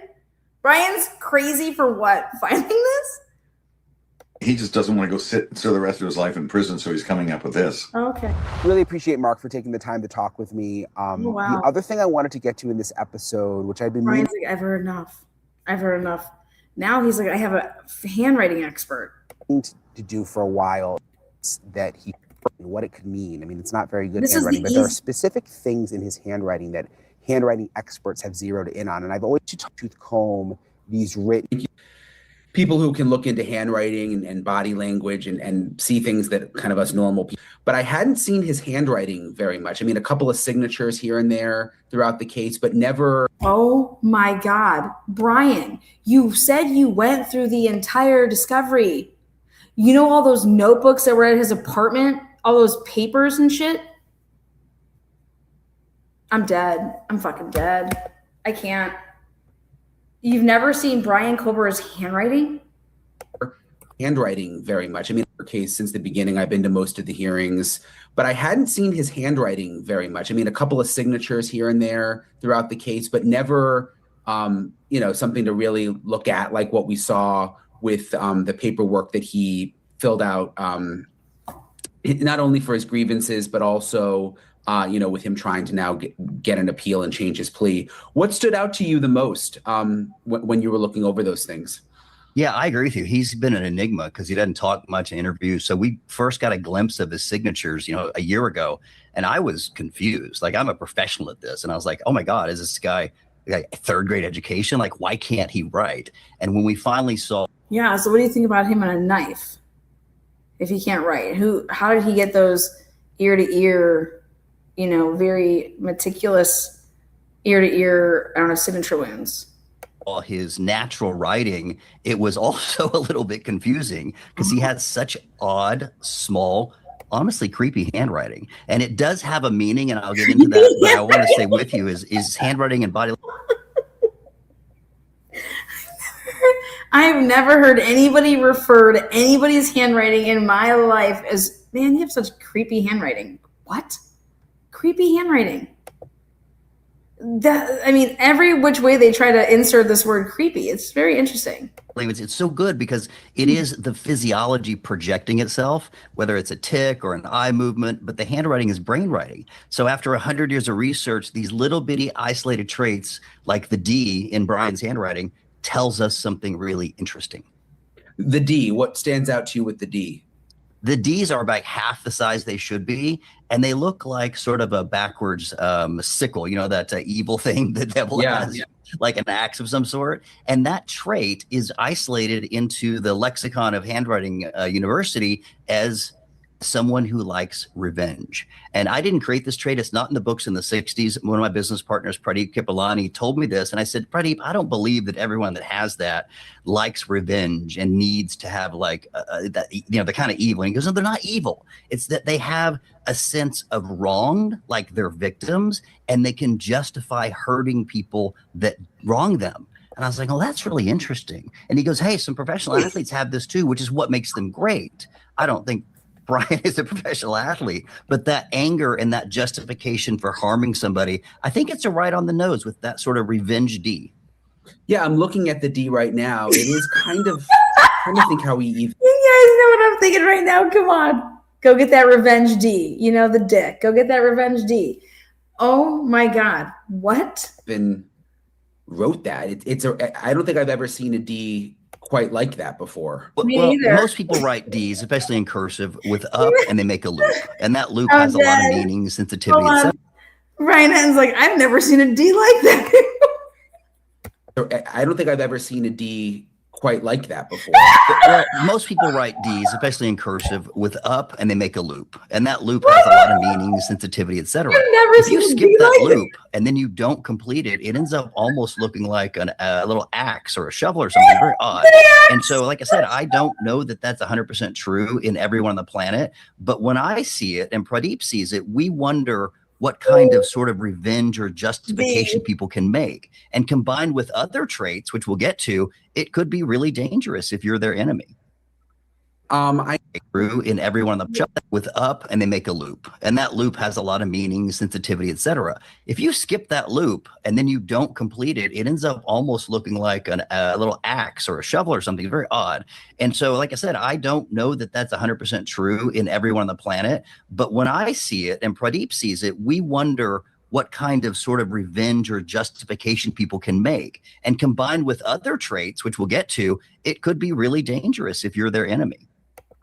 I noticed you have on your form grievance also circled. What's the significance of that? Well, I think that the timeline is very interesting. When I first saw his handwriting, I was a little taken aback because it was so disorganized, like as if he just got arrested, which he did. I mean, I don't know how disorganized I would feel. But in the later one, when he was trying to make his appeal, he took his time. It was much prettier. Remember, they don't give them typewriters in there, so he had to write. So I think his natural state is very disorganized. The baseline's very bouncy. It's very unlegible. It's slowly written. And so the grievance was more the natural sort of the way he is. He's just angry and spiteful, and it's not my fault, and people should bow down to me. All of that comes from a low self-esteem, Brian. That's not arrogance. I mean, you could call it narcissism, but it's really about low self-esteem. I'm a victim. I have a belief system that I'm being taken advantage of. And then you could justify doing really heinous acts. And that's what's so interesting. And so the grievance versus really the timeline, his latest one is more structurally organized, but honestly, his M's and N's, that's where you get his M's and N's. Wow. Intelligence. I don't think he's that bright. I mean, I know his M's and N's, you say? Yeah, his M's and N's are neither pointy nor they're round, but they're definitely not fluid and natural. It's as if his brain doesn't connect the synaptic pathways in a smooth fashion. So I think he's constantly in a state of stuck and confused and frustration, maybe even a little bit of anger. What about his signature? You know, I've seen it before, but even on here, offender's signature. Is there anything that stands out to you there? It's kind of illegible. What? It's completely illegible. It's as if he doesn't want to be seen. I mean, egomaniacs like Donald Trump have really, really large signatures. He is disappearing into the background. He doesn't have a lot of social confidence. I'm sure all those pretty girls he killed, he never even said hello because he didn't have the self-esteem to say that. But he probably took it as a slight that they don't talk to them back. And I don't know the details. He probably never met those women. I understand that. But his perception is he wants to be liked, he wants to be significant, and he doesn't feel worthy. And that sort of cycle with the revenge thing is going to make him make some really poor decisions, and especially if you're not very bright. And I don't care if he's getting a master's degree or whatever. I don't think the kid's very bright.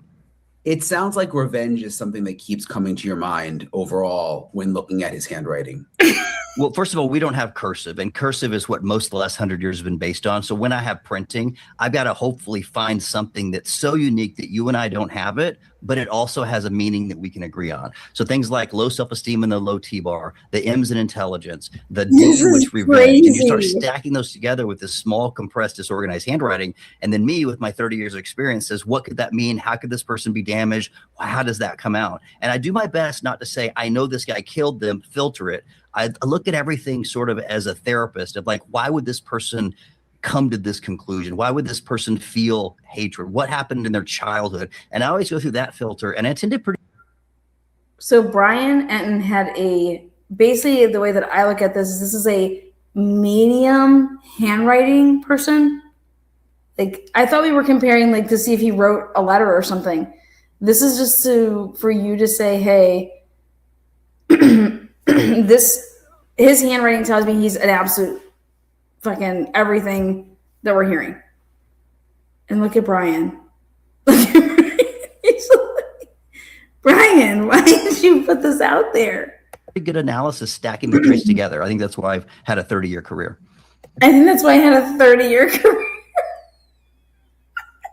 People have long time careers. It doesn't mean that they're good. Okay, it means that they had to work a long time because they didn't make a lot of money. That's what it tells me, all right? And the difference again talk to me a little more about the difference between when he was filling out the grievance form versus when he was filing the paperwork to try to change his plea.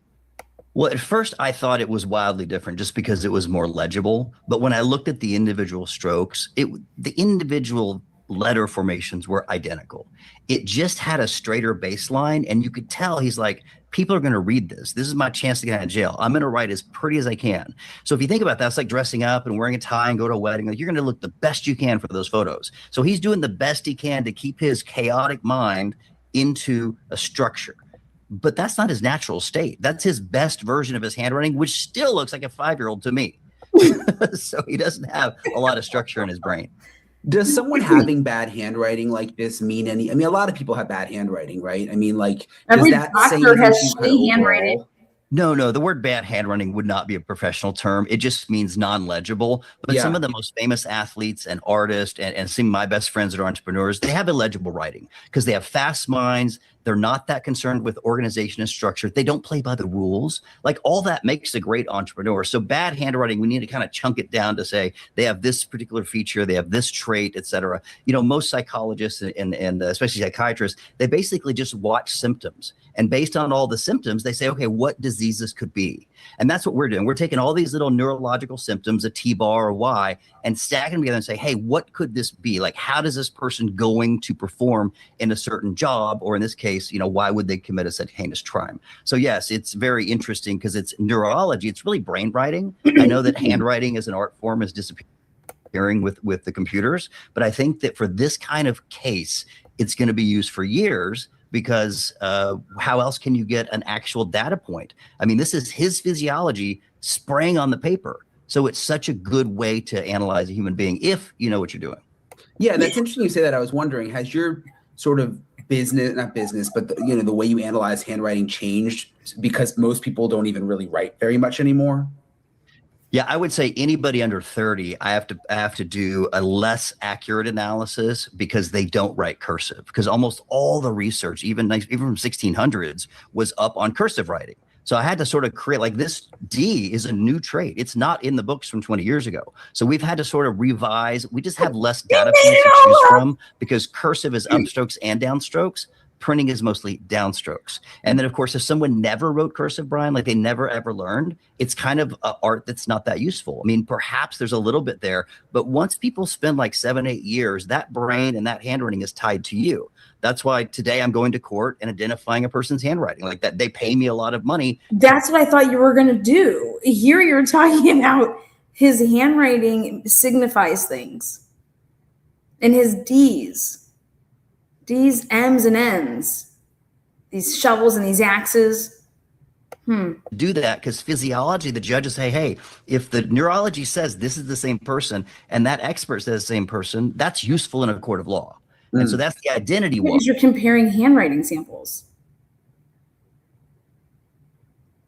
And just like Parkinson, other neurological diseases are through handwriting, I'm of the believer that there are certain personality traits that you can see. There's also a lot of inaccurate books out there. So I have to really inaccurate. There's also a lot of inaccurate books out there. So I have to what? Really be mindful of what's accurate and what's not accurate. I still think Brian is not that bright. That's my accurate. Anything else that stands out to you? I just think that Brian's on the right. What?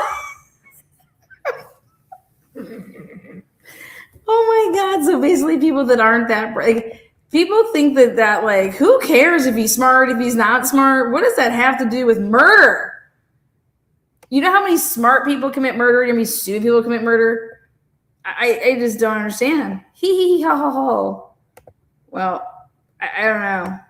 I just think that this is, you want to talk about hee hee ho ho, not smart. This fucking segment is unfucking believable and it's stupid, okay? And it's just not smart, okay?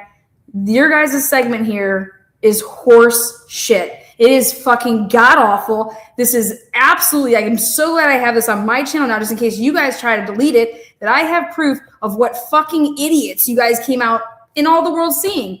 What a bunch of fucking idiots. That's what I think. This is, you want to talk about professional? This guy's going to get into a courtroom and testify today whenever he did this stupid little interview. I mean, I think this should be used as an exhibit. Hey, Bob Joe, you know, I want to show you a clip here. What's the relevance in this? Well, I'm just curious if like this is how he does his job. Like, so he thinks that handwriting can talk to you and tell you about a person. Okay, this is the guy that's doing this. Like, hee ho ho ha ha. Okay. Yes. Kathy finally said it. This is Brian and grifting. This is grifting. Perfect example of these people grifting. Yeah. Let's just be really truthful here. Brian, how many people saw this? How many people watched this stupid shit? Look at this. 121,000 people. I can't believe how stupid this segment was.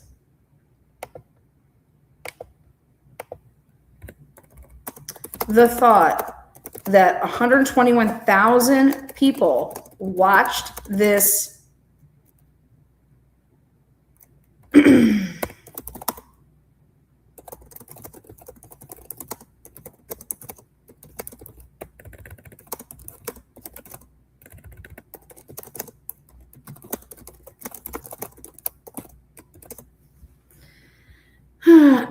I said the thought that 121,000 people watch this all the way through tells me we have lots of bored people in the world. That's my comment. Absolutely ridiculous. Fucking a joke. What a joke. Absolutely. I mean, trash. 121,000 people watched a guy itch his fucking balls down to his ankles and then saw another dude talk about N's and D's and B's and P's and Q's and hee ho ho ho ha ha ha ha. And so that's the identity wise. And just like Parkinson, other neurological diseases are through handwriting, I'm of the believer that there are certain personality traits that you can see. There's also a lot of inaccurate books out there. So I have to really be mindful of what's accurate and what's not accurate. I still think Brian is not that bright. That's my accurate. Anything else that stands out to you? What else? I'm looking too here to see if there's. The D's are really interesting. I keep going back to those D's. I bet you do, Brian. Yeah, the T's are interesting because almost every textbook ever written, including mine, say the low T-bar is a low self. A low self-esteem. I'm fucking dead. Self-esteem. Get out of here. Printed, including. Oh my God. The T's are interesting because almost every textbook ever written, including mine, say the low T-bar is a low self-esteem. And I know those are printed, but I've seen printed writing with T-bars above the middle zone. So they're short, they're pointy, which is a stabbing motion, no pun intended, but it means sarcasm. No pun intended. 4 people were stabbed like 100 times. Which is a defense mechanism. And so the more defense mechanisms I see in somebody's handwriting, the more I know that they have a sensitive ego and need to defend it, whether it's aggressiveness, defensiveness, lying, there's a whole list of defense mechanisms. That doesn't sound like a good person, right? Like something that then you wouldn't want to be in a relationship with. But we all have defense mechanisms. Oh my God, if any of you guys have low T-bars, fucking run. Anybody date people, go check your T-bars. If any of you all date low T-bar motherfuckers, not T-bagging, but T-bars, you need to run, okay? These D's, these M's, these N's, now we got the T-bars, and if you are a T cross or lower than the middle, you are fucked. You have a low self-esteem. What the hell's wrong with you? Get your T's up. Get your D's up.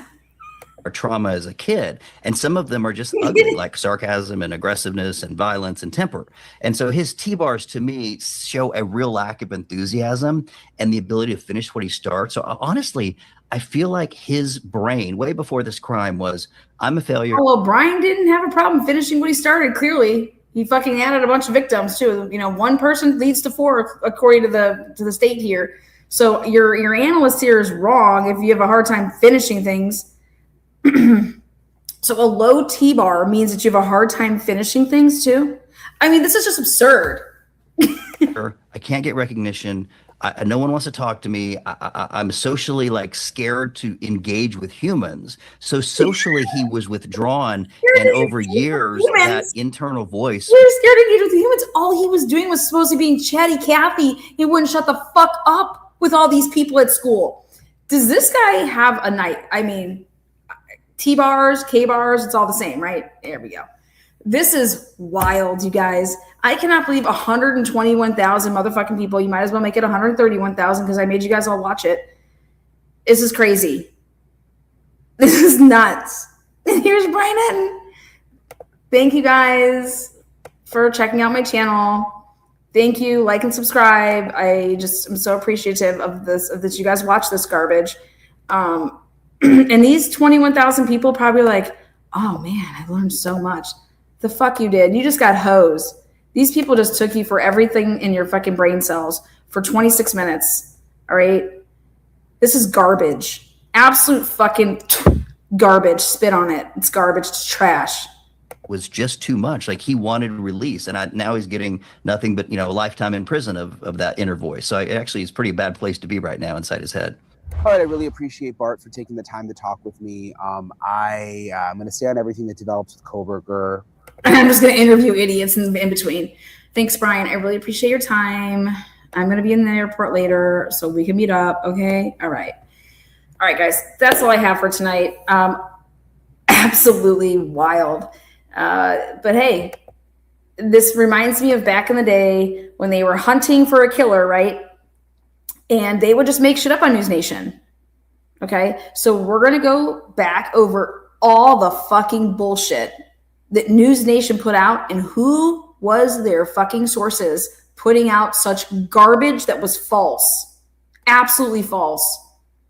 Them thinking that all those doors in that fucking house had locks on them. What idiots. All you have to do is look at the fucking pictures. Them thinking that everybody had to pay themselves and each room was rented out. Absolute fucking idiots. None of this shit is true.